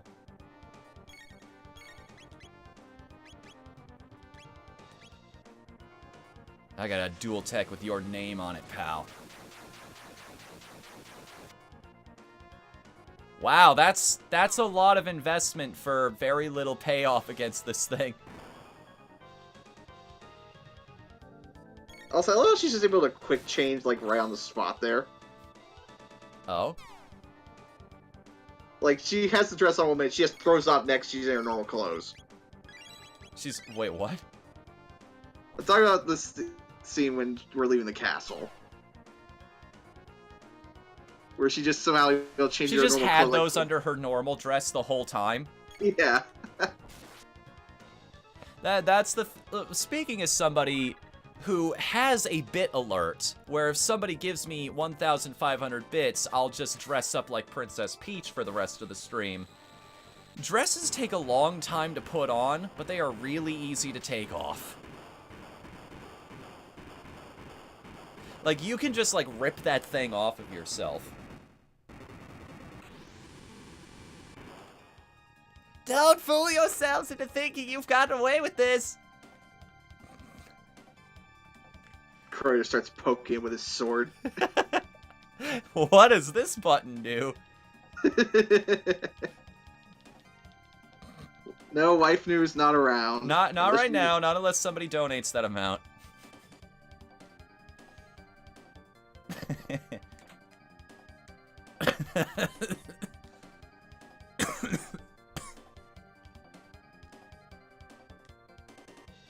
What if I just keep traveling downwards?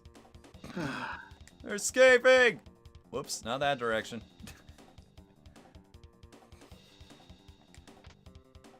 See, this is why I'm glad I joined you for these ones. I love this game to death.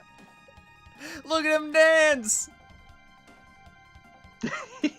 I gotta admit, it takes a lot of...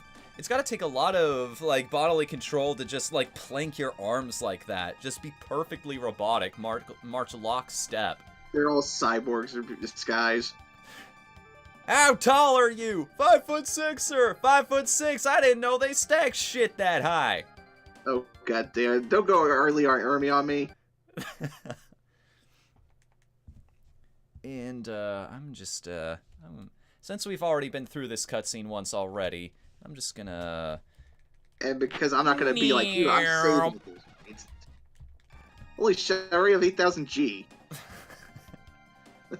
Yeah, you get a surprising amount of money in the past. I think that's why they set the load sword to be as expensive as it is. Because it's like, you can't get this now, but when you come back, it'll be a nice weapon to pick up.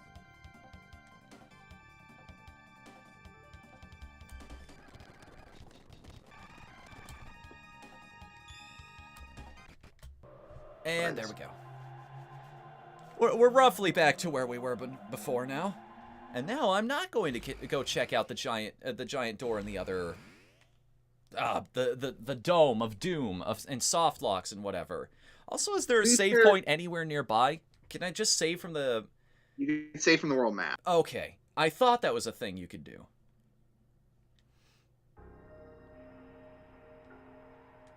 Yeah, there we go. All right, so if we end up screwing ourselves again, we'll be okay this time. I mean, I'm all for more plot happening. Like, this game's earned it at this point, but... To be fair, the only reason I knew that softlock sort of thing existed is because, admittedly, this isn't the only Square game to forget to add in the whole pastor NPC thing. It's a good thing that the shopkeeper is behind those guys instead of in front of them. I want to see some... I saved already, so I'm going to see if that happens on this version, too. I found a way apparently they fixed the softlock by this point. Aww. I don't know why I'm so disappointed. Like, it's a good thing you don't have to suffer like G did. It's more, I think, that in the case like that, it's kind of finicky. Before we do this, I should probably, like... Because I've gotten party upgrades, it would behoove me to save. Okay, it's not a case of soft like, it's just very finicky FNU. Okay. Because, yeah, even I had a little trouble getting out of there. Okay. Let's see, what am I dealing with here? So, okay. The octopods and the meat eaters are not the enemies we have to worry about, right? I think from what I remember from way back when, the enemies that one NPC was talking about are these, like jelly slime monster-looking things. Mm-hmm. You dick! What? Get back what here! What did I do? Not you, this stupid rat just stole 3 of my potions! Freaking rats! You dirty rat! Let me show you what happens to traitors around here. Yeah, I'm not putting this berserker ring on. Oh, right. This is one of those games that actually uses an item like that. It's actually in the area you're in right now.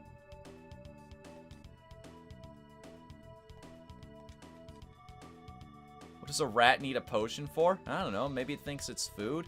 Why is the scroll they need a fire? Attract mates with things that are shiny. You asked that question. It's pretty much the same reason a scroll needs a freaking fire ring.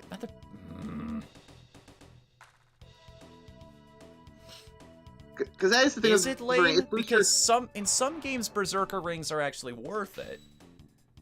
It boosts your attack and defense, but you literally have no control over the character as it equipped. Yeah. No, I know how it works. Some games, like, the attack trade-off is worth it, because that's mostly what that character would be doing anyway, is just basic attacks. And that's why I love dual attacks.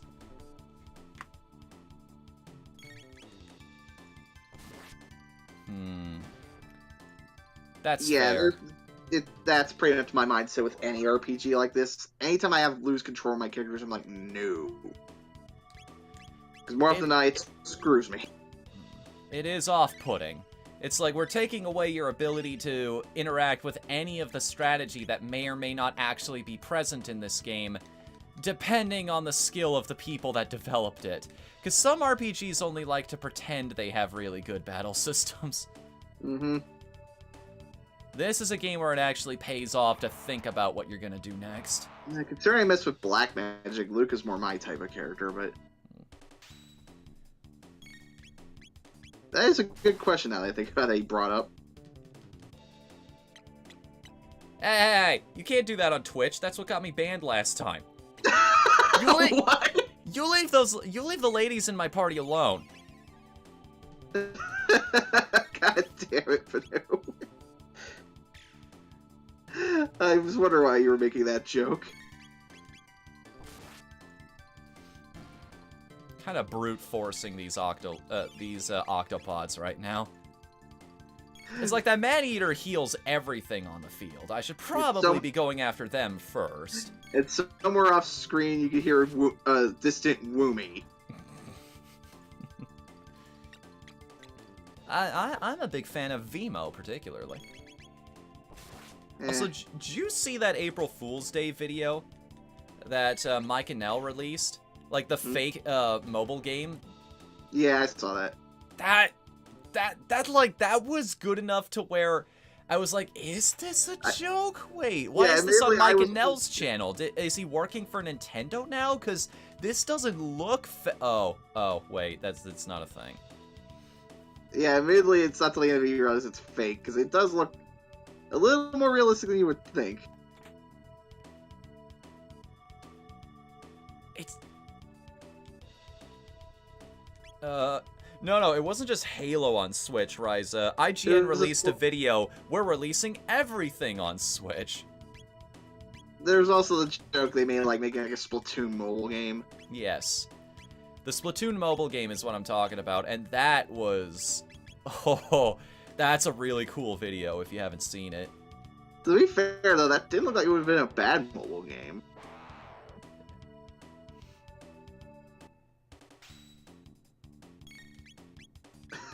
Nice.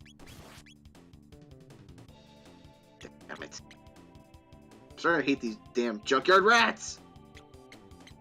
I've managed to avoid most of them. I've only lost 1 tonic in this run through. I've lost like 6. I'm sorry. It wouldn't be so bad you could fight to get your shit back at least.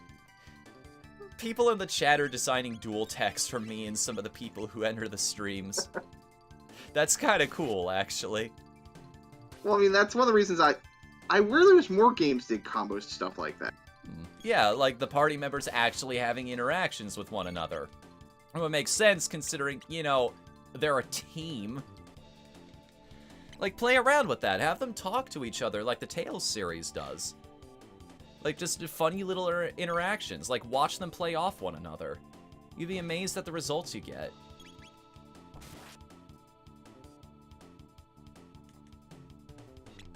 Oh god, Blue would basically be the damn frog of the group. There we go.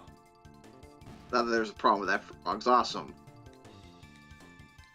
Yeah, it's pretty much why I say there's no definitive party setup in that. Like, you can play the game the way you want to play. Mm-hmm. I mean, just because I stick with the 2 girls most of the time doesn't mean I don't try other stuff. Be very, very quiet. I'm trying to avoid mountains. Oh, hell, I'll fight him anyway. Just wanted to prove that I could do it.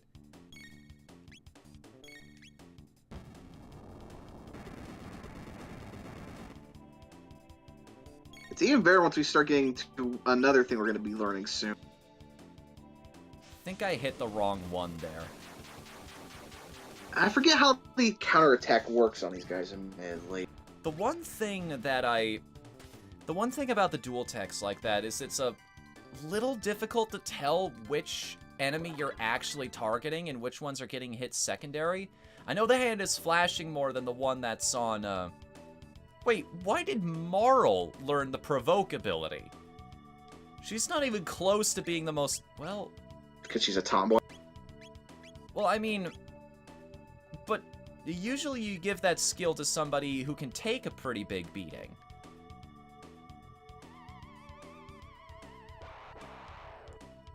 Well, that's the thing with Marl. She could surprisingly take a lot of hits, I've noticed. There we go. Provoke confuses. Okay, so it's something completely different than what it is in other games. Oh god, the sound effects. Well, that's pretty why I mentioned that little Luke monster scream that happens. The noise. Oh, that like alien noise. You'll hear it right now. Mm-hmm. It's a UFO. Yeah, I caught up quick. I mean, you know the game way better than I do, and I did kind of screw around in the fair for a little while there to get a second cat. Well, it's more also because of that F-up we had, so... That too. I mean, to be fair, luckily I remembered to save because I knew about that F-up ahead of time. Is this one of the games where status effects on enemies is actually worth it? Because I usually ignore skills like Hypno Wave and whatnot. They can be helpful, like, especially against enemies you probably have particular trouble with, stuff like Hypno Wave is good. Like, they're worth messing around with a bit, just not, like, something you can fully rely on. Oh god, this thing. What the... Is that thing inactive, or what? Not that. Not that, not that, not that. Don't do that. Don't ever do that. Do not target the party with something like Flare Whirl. That would be bad. To my knowledge, I don't think you can target the party with that in the sport, but... I know I'm running out of MP, but I've also got a lot of items to cure that problem.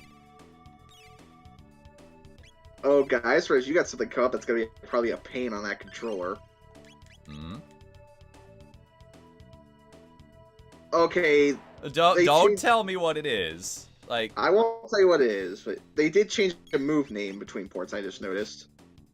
I'd also actually prefer if you didn't tell me I was gonna have trouble with something in the near future. Like, that is kind of a spoiler onto itself. Well, I meant that because you mentioned the controller trouble you had earlier. That's all I meant. Well, I mean, now I know what to expect. I know something's going to happen here soon. So, like, I don't get the shock or the awe or anything. I see what you mean. Yeah. I hate to be a stickler about that, but that's, like, I'll do my best to try not to spoil things, like I said. I appreciate it. That's why I've been deliberately, like, avoiding certain names, too, so... Good job, Chrono.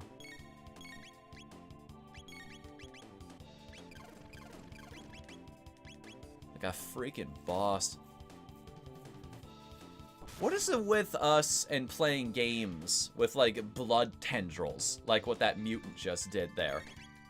Like, it happened in Mortal Kombat on Wednesday, and now we're having this thing, like, stretching out its arm and sucking, presumably sucking blood out of Marl to heal itself. No, I didn't mean that, Ryza. From what you sent me there. I'm not reading chat now if there's something... No, like... that was PM. That was PM. You don't have to worry about that. Okay. He was thinking it was, like, something else that it wasn't what I meant at all. Okay. Are we supposed to be here yet? I wonder.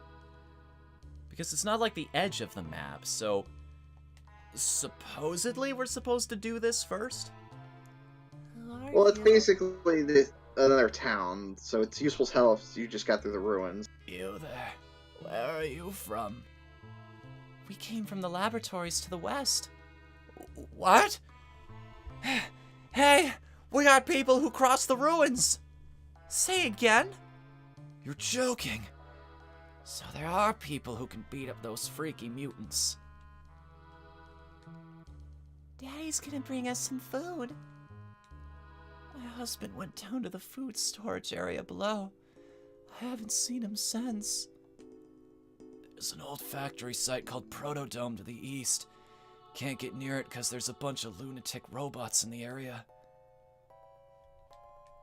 Did you really come from the dome to the west? Yeah, I see. Not that I really care. Pardon me. I'm Dawn. I'm the descendant of the director of this info center. In the basement, there's a huge computer and a storage center for food. But we can't get through because of the robot guards. It's a pity. Okay. Yes. I love the backgrounds this game, I'm pretty gonna say right now. You can reach the continent to the south through the sewer access, but stay off of Death Peak. There's an old man living in a dome near Death Peak. Talk about crackpots. Door with the crest? Dynamite won't budge it. This little girl here. Have any money? Yes. You sure this is money? Oh well, I have to lighten my inventory anyway. Did we forget to equip Luca's auto gun? Save In my money, case, it'll do you blaster.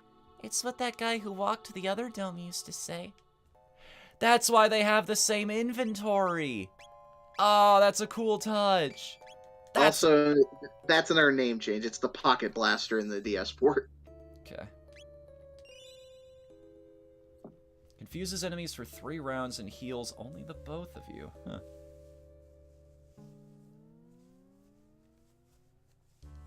Great. Damn it, Javelin. Blue's got me thinking of the damn pizza song again. See you later, Ryza. Thanks for coming here tonight, buddy. I'm definitely going to enjoy our playthrough of this, though. But you're still hungry. And on that note, I'm going to help myself to a couple of these Cheetos I got in front of me. I'm not fat, you're fat.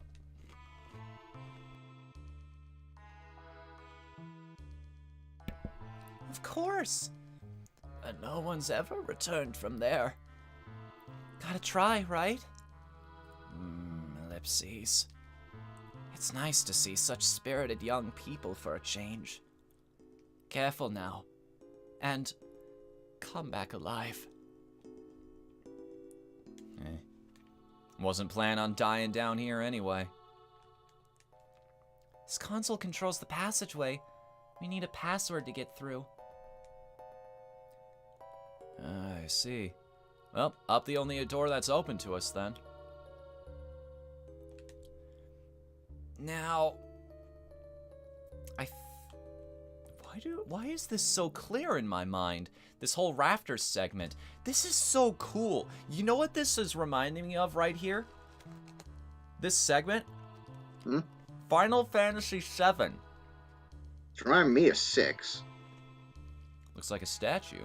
A memo is attached to it. Oh, there's just a random decorative statue in here. Anyone within the vicinity of the stockroom will be attacked.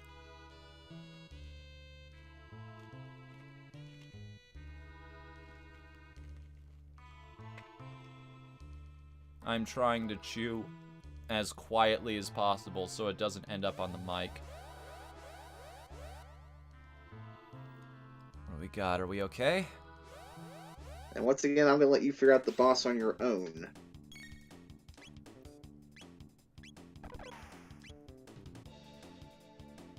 I don't remember these being there.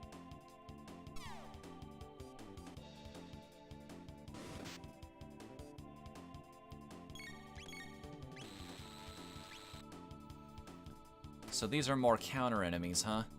Attacked by a moving object.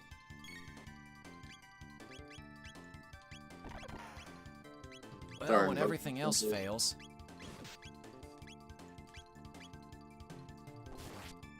What if I try taking down you guys first?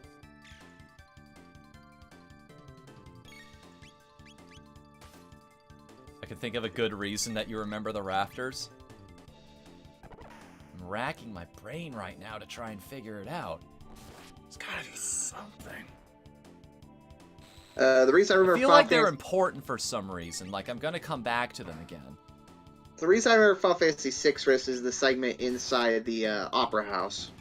Huh. I never got that far in that game. God, that's another RPG I need to touch on. And here's the cool thing about Final Fantasy VI. Oh man, give me a second. I don't get many opportunities to do this. I'm at... Oh, Stop it. I'm not gonna make you guys sit there and listen to that siren for all that time while I take this thing out, but... I have to open up my cabinet here to find this thing. Where are you? There you are. I'm quite proud of myself about this. Looky what I got.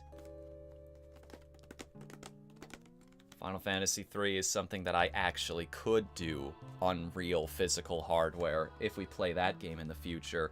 And this is a game I know even less about than Chrono Trigger.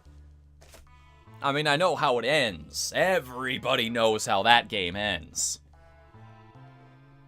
I actually also have the strategy guide lying around, so if I wanted, I could do a strategy guide playthrough, just follow where it tells me to go. Yeah, I just remember, like, the old, like, commercial for that game, for some reason made Mog up to be, like, a main... I mean, granted, he is the main character, and I do like him. It's just kind of funny they used him to advertise the game here in the West. It's like, I didn't cheat. I bought my way to answers.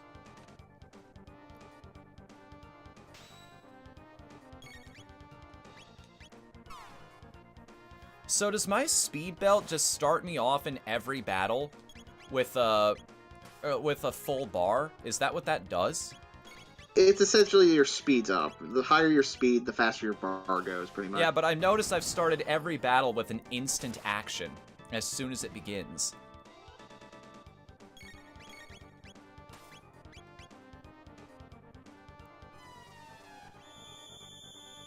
Amplifier. I love like Dragon Quest and other like side square games for all of the punny names of attacks and enemies and whatnot. Okay. Chrono, you need a little bit of healing.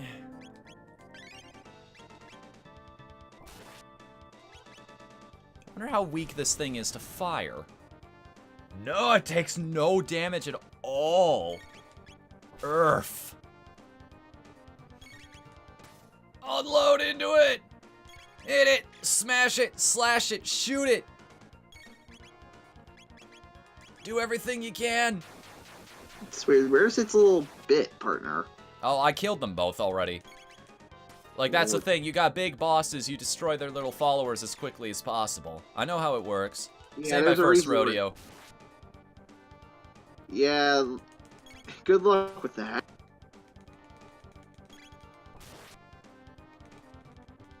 Trying to beat it to its super attack, whatever this is gonna be.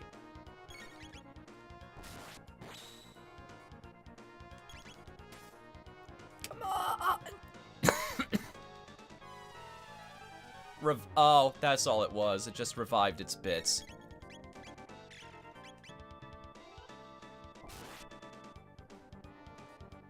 That wasn't as awful as I thought it was going to be. I thought it was going to do some kind of big super move and also get its followers back. Well, it does have a super move. So I don't think we're going to see it because you actually are doing things well. Killing the bits too fast? Essentially, it has a counter if you don't kill the bits. If it has both of them on the field. I see. But for now, all it's got is these dinky little lasers. I mean, they're not so dinky. They still freaking hurt.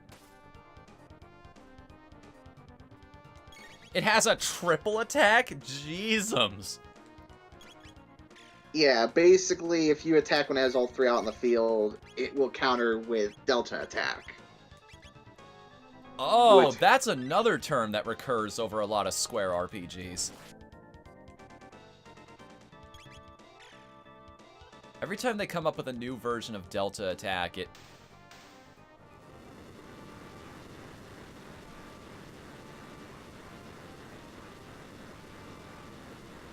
I got really worried there for a second.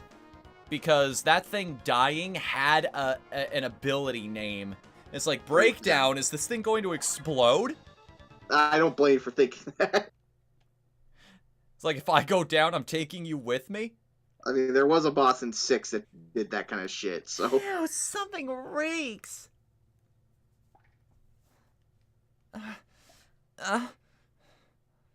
Everything's completely rotten.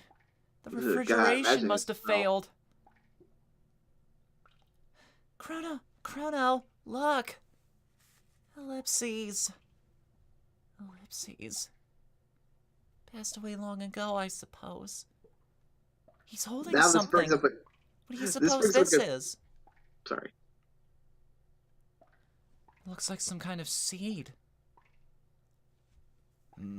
Says Chrono. This does bring a good point, though. What do you think you're smelling? The rotten food or the rotten corpse?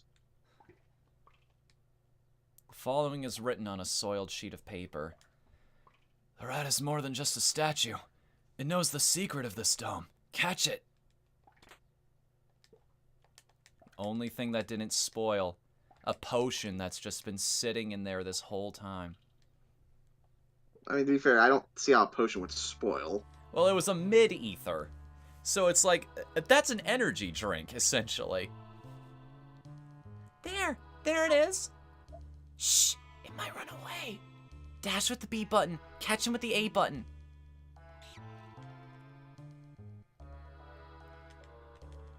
Come back here, rat!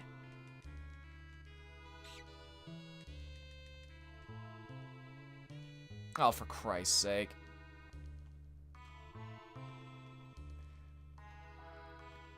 I mean, this is my own fault. I'm the one who decided not to start running after it right away. Yeah, admittedly, I hate this segment. Because you have to keep that sucker on the screen all the times, or you literally have to reset the room. I figured that was what was happening. Because god dang it, he's fast. I saw a blind player get it on the first try. I mean, they do tell you to just chase it, but...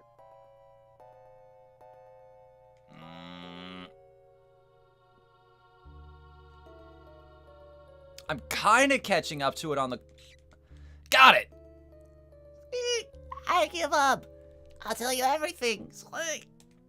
Press and hold the L and R buttons, and press the A button to access the secret passage. I'll make any mistakes, or you'll be sorry. That's the best, like, rat voice I could do. High-pitched, like, squeaky characters are not one of mine. Maybe that's something else I should work on. Instead of trying to figure out what my feminine voice is, like try to double my roles, I should try to be getting into cartoons.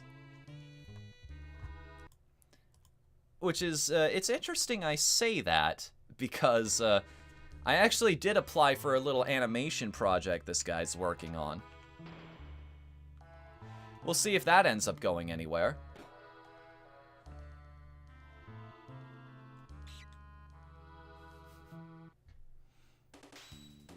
As I understand... What? You'll see coming up. I'm not spoiling this. Let's just... I'll leave it to you when we get there.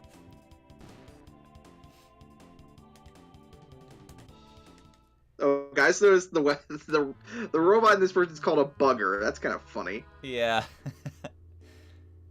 I mean, maybe that's what it was originally used for. It shoots at moving targets, so maybe it was an exterminator bot. It was supposed to get rid of these things. Yeah, it's essentially a pest eradicator. World design. Sometimes it makes sense, and it's always way more appreciated when it does.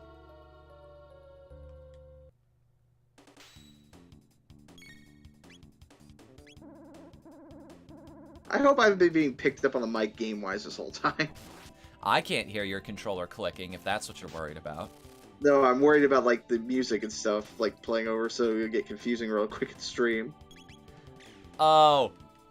Matt explained it in the chat. They reskin him as Debugger and Debuggist. That's pretty good, actually. Like I said, Ted Woolsey had a really good sense of humor when he did his translation, so... Like, that's not an A-grade pun, but it's a pretty solid B. I think that's the reason why a lot of people don't knock any translation he ever did, because, well, yeah, they were Americanized. At the same time, they were still good. Who? Wait, who are we talking about? Ted Woolsey. Ted Woolsey. Who is this? He was the guy who Square hired back in the 90s to translate a lot of their RPGs. Good sense of humor, pretty good writer. Pretty much. Easy way to put it, when Square first came over here, their first RPG they translated on the SNES was Final Fantasy IV, which the original Spoonie Bard! The original SNES one is pretty much considered a hack job by them. Like, it's pretty bad. Like, beyond the Spoonie Bard gag, yeah, the rest of it is just no. I feel asleep. I know that's Metal Gear, but... He did this, Final Fantasy VII, Secret of Mana. I was Final Fantasy VI. You know, he did a bunch of different games for them. And a lot of his translations tend to be looked back on fondly, to the point where some people actually don't like when they retranslate his work. Interesting. Well, I mean, nobody's perfect. There is that whole "this guy are sick" line. True. Which, no matter what you do, a game that gigantic, something's gonna fall through the cracks. Hell, even if you're working with a really small game, something's gonna fall through the cracks.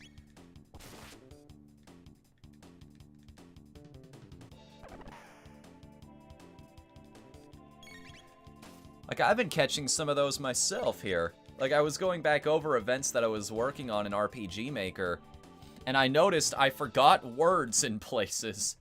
Oops. That's why you always check and double check your work.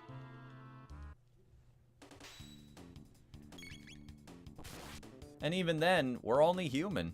We're going to miss something. I'm actually tempted to look up, like, every game he's done, because I only know so many.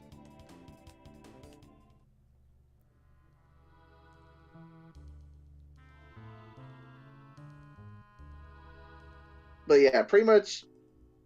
Easily put, if you played an old school RPG, there's a high chance that he translated if it's by Square. Kind of reminds me of something I'm working on right now for a video. Basically, my countdown that I'm working on at the moment is top 8 best video game cover art, or just video game covers. And I found a particular name that kept coming up. I don't remember it off the top of my head, but he's done the art for Tetris World, Tetris Splash, pretty much every game that Psygnosis ever made. You'd recognize his art if you saw it. It is very striking. I thought you were going to mention the Final Fantasy artist there for a minute, but... Because there is a person for a long while who's basically done most of their art. Oh, like, yeah, the person who's illustrated basically every single logo for all of the games. Yeah? And the person who's done all of the concept art, too. Draws everybody looking really, really... I don't know how else to describe it. Every single character this guy draws is pretty. Very, very pretty. Then you see what he did to Queen Quen.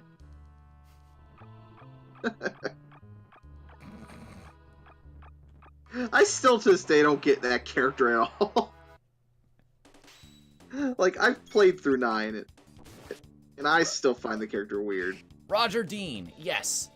That's who I'm talking about. Roger Dean. That's the one.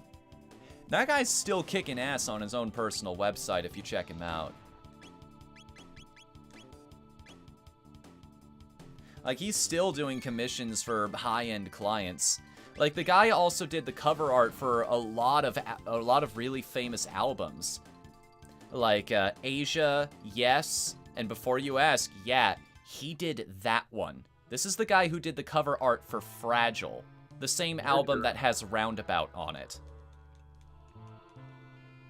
Dude, don't mention Roundabout. We're still getting JoJo memes in here.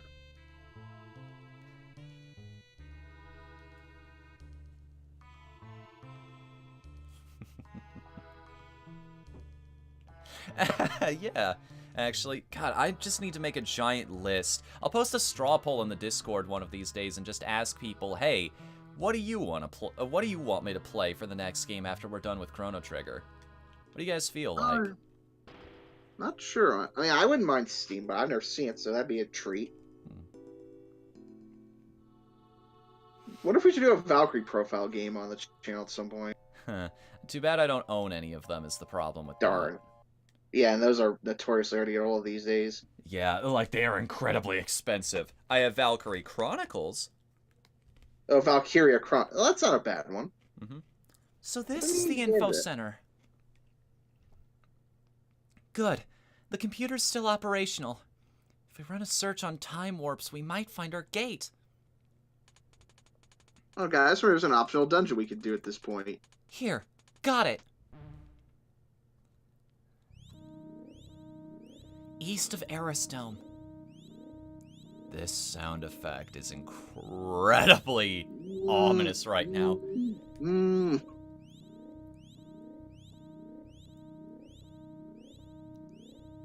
It sounds like an alarm is why. It sets you off balance.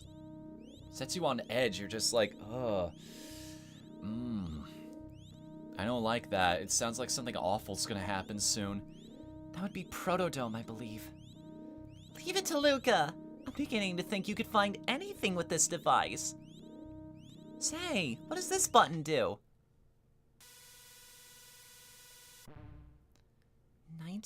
1999 AD? Visual record of the Day of Lavos. And now it's time for one of the creepiest things in an RPG from back then.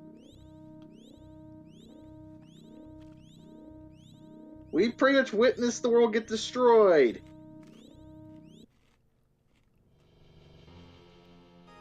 I've heard this music before. Like, if you've heard any music from Chrono Trigger, it's probably this. Oh, Guys no, like the Autarch of Flame and Rabid Luigi loved using this in videos way back when. That's not really spoilers or potate, since that's exactly what we're seeing on screen right now. Well, I mean, you did kind of go ahead of it. There's a bit of a time delay, so there's no way you could have known that, but... Right. What is that? Lava? Lavos? Is that what's destroying our world? We must truly be in the future. No! No way! I refuse to believe it! I was talking about that face, by the way. It was why I was laughing my ass off. This can't be the way the world ends. Ellipses. Chrono. There's only one thing we can do. We must change history. Just like Chrono did when he saved me. Okay, Luca? Okay, Chrono?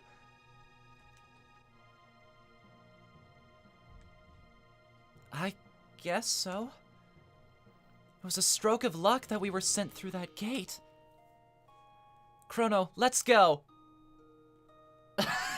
Why do they even offer me an option here? I'm pretty sure both of these ladies would kill me themselves if I said no. Okay. Chrono, Luca, together we can do this. Let's take a second and do some more research on Lavos' activities back in our time period.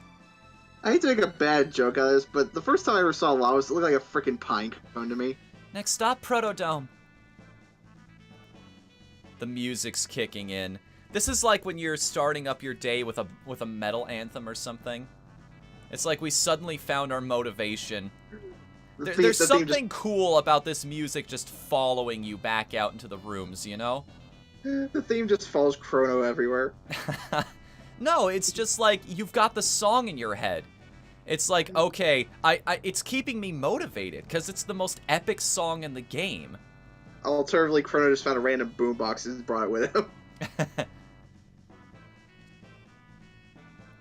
Of course, it's the future, so it's like a trap remix of the song.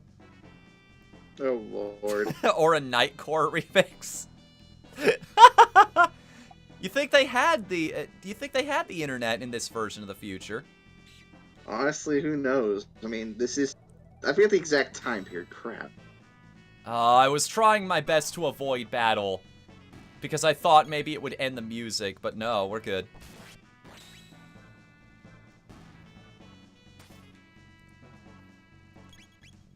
I mean, of all the themes for him to have, it would be great to have the title song.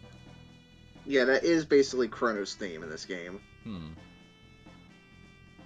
I keep waiting for it to kick in. You know, it's like at the end of it to like get into the second part of the song. Yeah, unfortunately, it won't play like the second part of the song. That part.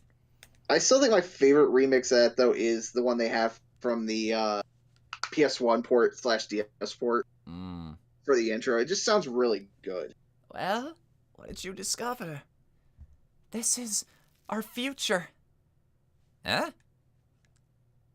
Who cares? Where's the food? This is all we could get. Seeds? You don't know how long the Enertron will hold out. Those seeds might be your only hope. You have to stay alive, and so do we. Huh. You're strange. You're different from us. I think it's because we're healthy. Healthy? Got a nice ring to it. We'll try growing the seeds. What are those? They just might be our future. Heading for Protodome. Go by way of Laboratory 32. And, take this with you. Got a bike key. It's a key to the jet bike in Lab 32. I used to ride it when I was young. Hope it still works. They've got more powerful robots over there. Take care, and stay healthy. Oh, just kind of push that guy out of the way. Take care of yourselves, guys. I think what I find kind of funny is that there's actually unused music in this game. A lot of games have that. You know what's so cool about this moment? It feels like we legitimately just did something really, really good. You know, we gave these people a future. By the way, you think you're here for a detour real quick? I mean, we've got 6 minutes until we go for our usual break. Yeah. Yeah. Basically, well, let's save the detour for next time, then. Yeah, so I was thinking of just coming back to the main screen here. Yep. Gonna save Beyond the Ruins, and that's gonna bring us to the end of the stream for now, but don't go too far. Because as you know how these things might work if you're new here, in 30 minutes, we are going to go live again, and we are going to spin what I call the Wheel of Whimsy, which we could be playing something good. We're very likely going to be playing something good. But we might also play something bad. Who knows? Even I don't know where we're going to be playing soon, but we'll find out together then. So, go stretch your legs, go eat some food, go to the bathroom, do whatever you need to do. But don't go too far, because when we come back, we will spin the Wheel of Whimsy. Till then, I'm Whatthefnu. See you in a bit, guys.